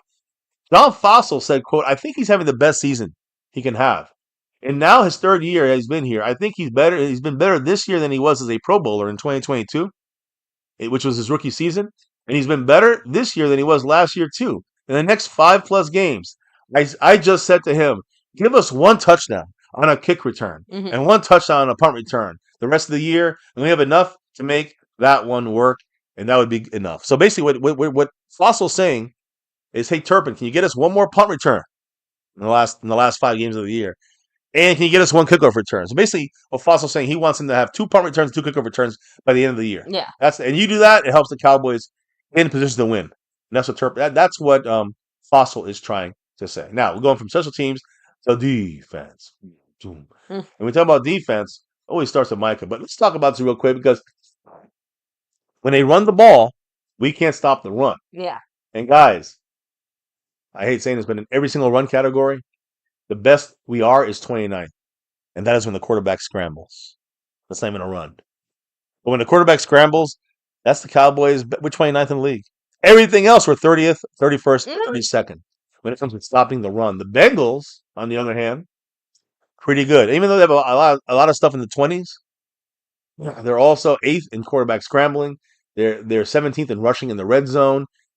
Also high in rushing versus stacked boxes. My point is, in every category, they basically whip our ass. So they will be running the ball on us. That's the one thing I think that if they get the run game going, that could be the biggest issue for us to stop. Now, in their pass game with Joe Burrow, they have a very high-scoring offense. They're even better. They're even better than running. Now, the reason why they look good against the run, because we're so bad against the run. Against us, they look like they should run all over us. But their passing game is really elite. That just cracks me up. They actually are even better than you think. It's just that we're this bad. Yeah, that's with the running game side. I mean, they're in the 20s on average, right? And running the ball, but we're in the 30s. So they dominate us there. Exactly. And then when you look at the other side, the passing, not the other side, but the other way of moving the ball outside of running is passing the ball. And passing the ball, guys, they're ranked 2nd, 4th, 5th, 17th, 9th, 12th.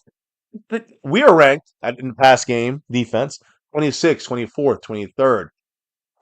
We have a couple of 19s and 18s in there too. Actually, we have a 6 against the blitz. We're one of the 6th best against the blitz when we blitz teams. So that's a lot to do with Micah Parsons. That is the only advantage we have over the Bengals on passing. We're ranked 6th when it comes to passing versus the blitz. No one can really. We're 6th best, and they are 17th. So maybe a little blitzing this game might help get Joe Burrow off his game a little bit, hopefully. But that's just the overall viewpoint of the overall general look on this Bengals offense, passing and running, and our defense against the pass and the run.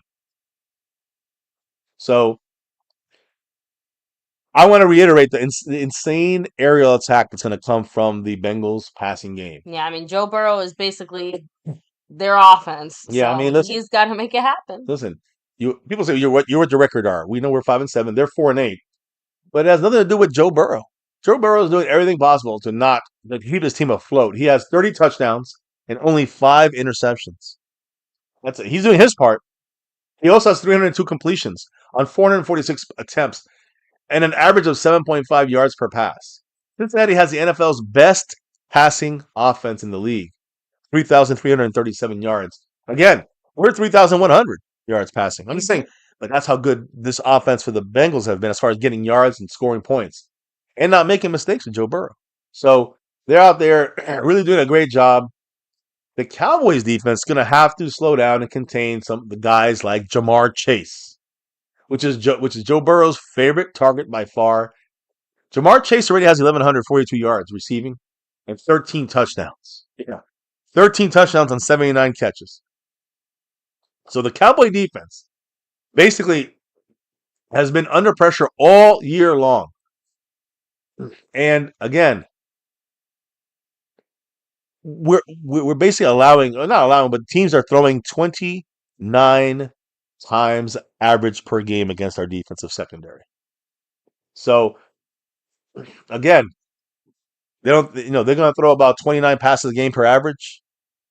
That's more than enough for them to really wreak havoc on our defense if they're successful. In 12 games for the Cowboys, the Cowboy defense has been hit with 347 passes against them. 232 of those passes have been completed. Cowboy defense intercepted only 9 passes this year, which is actually above average, 12th in the league. Trayvon Diggs, though, guys, let me put Trayvon on here because he is the difference maker this game. Because this game he might actually play. So to me, Trayvon Diggs is the Cowboys. He'll be a difference maker in this game against Burrow. He is the cow. Trayvon Diggs, even with all the injuries, he's our leading interception guy with 2. Hmm. He has 2 interceptions, and that leads the Hmm. Cowboy team. That's Remember the good old days we were having kinda like sad. 9, 7 in picks by our leader? Yeah. Yeah.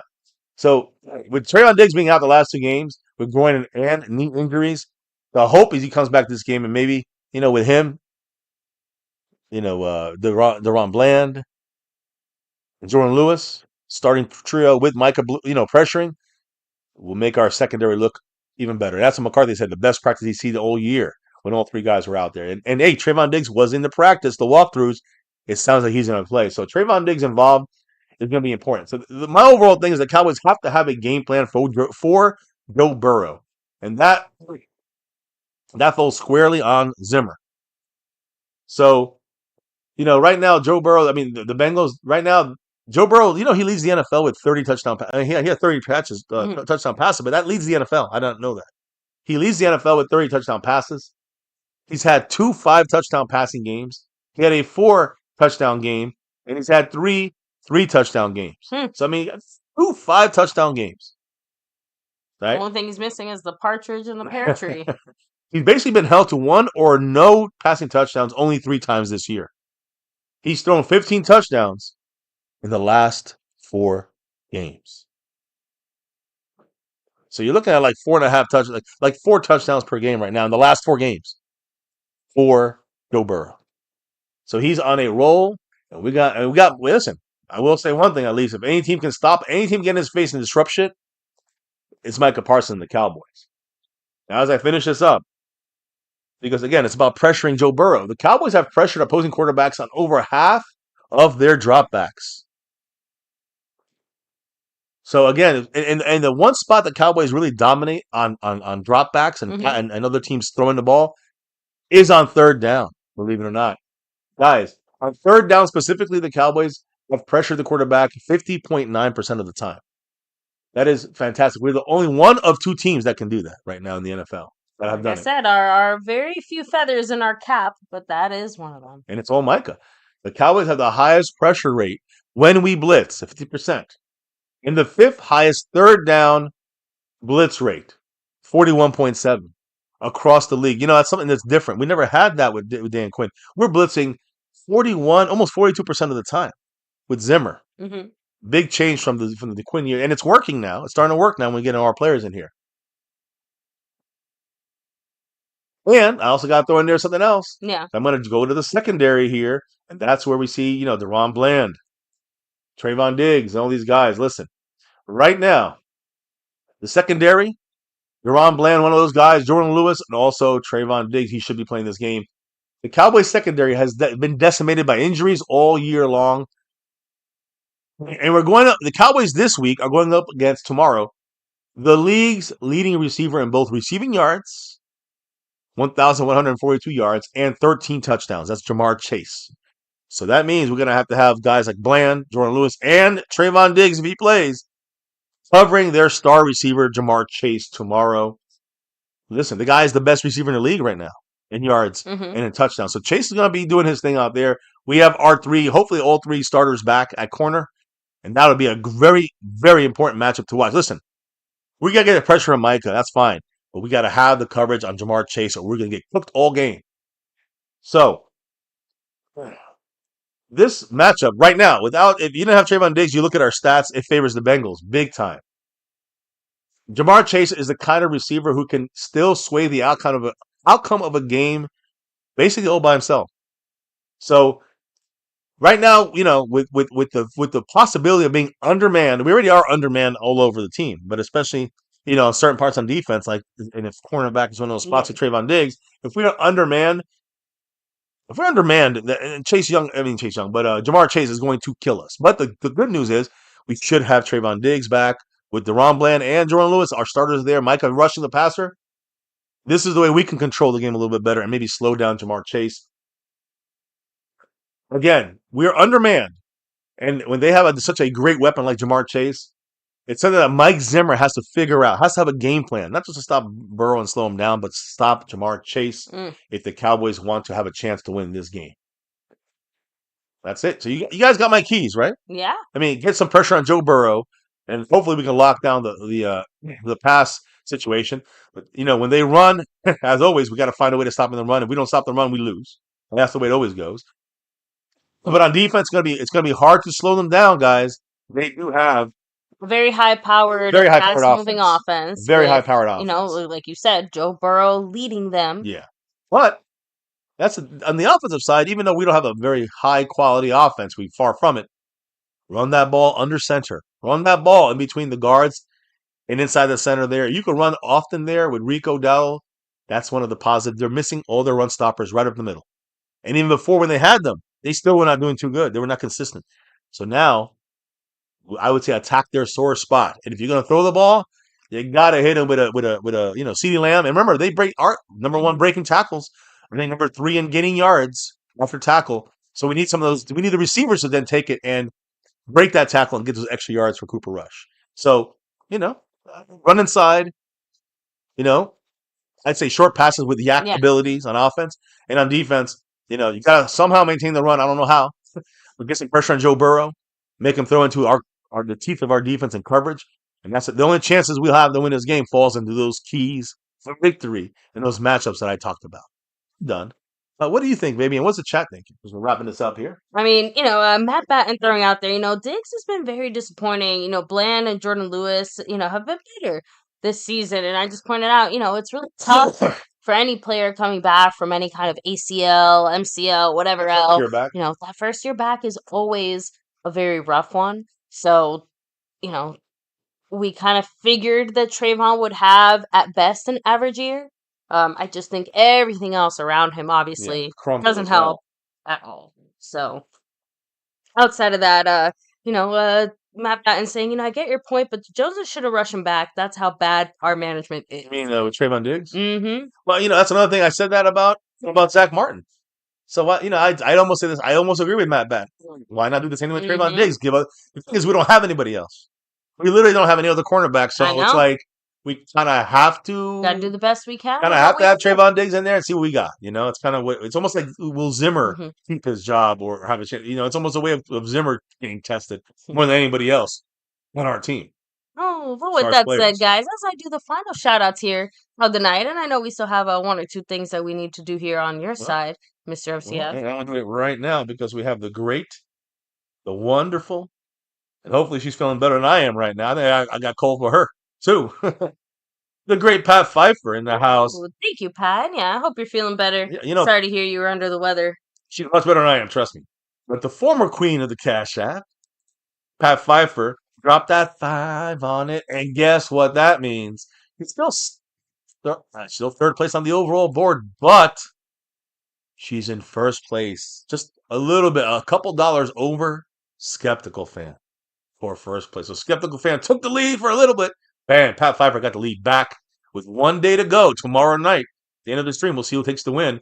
Pat, just a couple hairs lead over Skeptical Fan.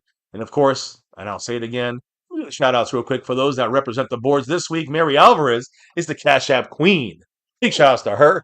And who's representing the rest of the board? Just one guy, 2 names. He goes by 2 names. One guy, John Luna. John Luna, the sponsor of the week, 3 weeks in a row. The gifting membership champion, also 3 weeks in a row. That's domination. And you can see I'm still holding strong with 37 points on the stream boss there. We'll see if he holds on to that tomorrow. He's a Houston fan, so remember, you want the Cowboys to look at least decent. You probably got to get John Luna off the screen there. And then, by the way, that's where he's leading. But when it comes to the overall board and the overall leaders, like I said, Pat Pfeiffer back in the lead on the Cash App. We got NDN Boogie with 2 gifted memberships tonight in the lead on the gifting membership side. Right. And on the overall board, still in the lead, Mark Hovsepian. Big mahalo, Mark. Yeah, big mahalo, Mark Hovsepian. Only from Hawaii, ripping that star. When you got, Skeptical right behind him and Pat Pfeiffer right behind him. We'll see what happens there. Pat Pfeiffer, of course, like I said, leading for that Cash App crown. Trying to be the queen once again. Take that queen crown back from Mary Alvarez. Now, on that note, that's it. I got to say, baby, what about the chat? couple quick comments Yeah, of course. mixed with some shout outs. Little Dallas Cowboys saying players and the agents know and adjust the contracts Mm. requested based on the increase. Just talking about like if we restructure to add talent, the kind of complications that come from kicking that can down the road. So Yeah, but I understand that, but at the same time, too bad. The I think Cowboys, it's a the Cowboys could have kicked balance. it this year and gotten some guys. I think And it's decide. more of a balance as far as who and when to do that for. Mm. So in certain cases, I think we've done a good job. In certain others, not so much, but it is what it is. So Scorpio, much love. You have a great night. Hey, Scorpio. Matt Batten, take it easy. GM said Lewis is the team leader in takeaways. Oh, no. I said Trayvon Diggs. Okay. Trayvon Diggs has 2 interceptions. Trayvon Diggs is our interception leader Yeah. on our team. The problem is that 2 is yeah, it's leading. very little. Oh, so I think Jordan Lewis only has 1. I think he did get 1 this year. Yeah, but I mean, yeah, I 2 is the leader. Pfeiffer, glad to see that Thank you're you, doing God. better. Yes. And yes, we are here and alive, although Mr. MCF is barely holding on. Listen, I was not even going to do this stream tonight. And Pat, after this, I'm heading to bed. I don't Yes. feel good. You guys rocked me. I had a great birthday party over on MCF After Dark, so I do appreciate everybody that was there. But tonight, I am not going live. I'm gonna just stay healthy. I was barely gonna be able to do this one. Tomorrow I'm gonna be sick as a dog, and we're gonna have to go live for the Bengal game live here with the cameras on and everything right here on My Cowboys Family. So I'll see you tonight. Oh, I guess tonight on My Cowboys Family. Yeah. Monday Night Football, right, Pat? And I'll probably do my After Dark, maybe if I feel up to it afterwards. I don't know how I'm gonna feel tomorrow, so we'll see. But right now, all I got planned is definitely our. We skipped last week for the first time in like 8 years. I know. We couldn't get it because we were in the middle of family stuff. So Thanksgiving is what it is. But this week we're back at it, and we'll be doing the live stream. I'm sick as a dog, so be it. I'll be here doing it. But after the game, if I feel really bad or I get worse, probably gotta skip another After Dark. If not, I'll be back tomorrow doing the After Dark thing after the Cowboy game against the Bengals. Me and Dave Brown will have a nice discussion. We have GM, much love. Let me see. Little Dallas Cowboy, Double R. I hate this cold. I hate having a cold. I know. Damn, it's the worst. C Bass, who by the way loves the Bengals rug. Wipe your feet. Like I said, I have a personal favorite there when it comes to the emojis. Agreeing there, Mr. C Bass. Dallas Cowboys for life. Take it easy. Yeah. Of course, skeptical fan. Already head to bed, but still have a great night. Yeah. We have Brandon J in the house. Justin Roberts, much love to you and yours. There it is in case you missed it, guys. Let me see. Rolando Rodriguez, you also have a great night. Let me see. So Matt Batten, Little Dallas Cowboy, all of you guys, again, huge shout out to all of you here, taking time out of your night to come and stay here with us always on the MCF side of things. Always the late night thing here. And don't forget, before you head out, to hit like, subscribe, hit the bell. You guys can follow us anywhere and everywhere at My Cowboys Family. Of course, an extra special shout out to our current sponsor of the week and Stream Boss. Right, we have John Luna. Yeah. Thank you very much. I think he's also the gifting membership I just did the whole champion. thing, but yeah, I just did I know. It's okay. I just said the gifting champion, and he's also the stream boss. So Mary Alvarez has the queen of the cash. So, but you guys know why we do what we do and baby, here. I want you to tell us why we do this here on MCF. Well, it's that navy blue, that silver too, and that star over everything. Win, lose, or draw, good, bad, or ugly. This year's been real ugly. Never forget the number one thing here, My Cowboys Family. We always rep that star over everything. And here on this channel, for the last almost 7.5, we're out of 7.5 years, basically, almost 8 years, 8 seasons doing this on My Cowboys Family. Never forget the number one thing here, now, and forever. As always, go Cowboys. Next year, let's get that 6 and beyond. And hey, maybe tomorrow we get our 6th win of the season. Who knows? It probably hurt us more than helped us. But either way, one game at a time. We'll be here tomorrow, guys. Lights, camera, action on, ready for the game. 8 o'clock Eastern time. Set your clocks accordingly. And don't forget, again, hit the bell, and you know when we're going live. That's right. We'll see you here. We'll see you on After Dark. You guys take care on this, on this Sunday night and Monday morning. And we'll see you back here in less than 24 hours for hopefully a competitive Cowboy game on Monday Night Football. Oh, yeah, with the Simpsons drawn into it. That's right. So on that note, guys, thank you for joining us here. Baby, I know you know, you guys in the chat, you've been here. We're talking Cowboy all week. We're talking Cowboy news in our house, but we haven't been able to expose our views and thoughts on our Cowboys this week until tonight. But we did our best. Yep, and Thank you guys. fingers crossed MCF is feeling better for I hope. tomorrow. I hope. Guys, thank you for dropping your knowledge in the chat all night long. Big shout out to those that dropped the love from above. Amazing games in the membership.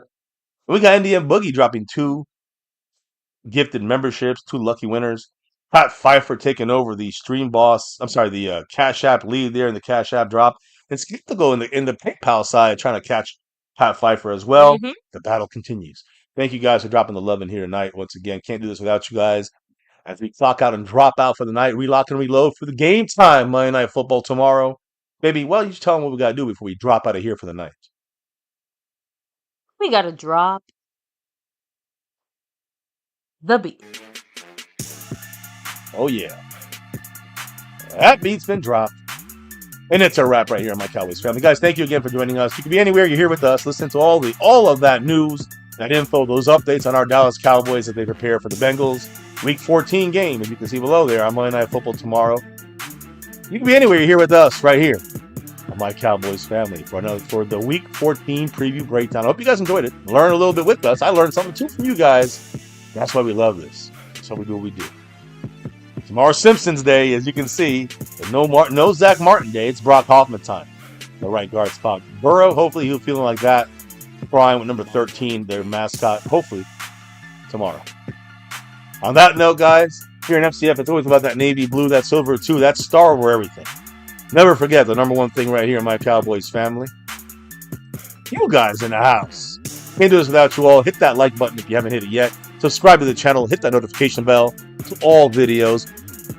And of course, you got to also, subscribe, hit the like, to the stream, hit the notification bell, follow us on all Twitter and social media, X, at My Cowboys Family. You got the Discord links in the chat as well, in the description. And guys, we'll see you back here for the game, less than 24 hours. Can't wait. Take care out there, stay safe, and never, ever forget, Cowboys.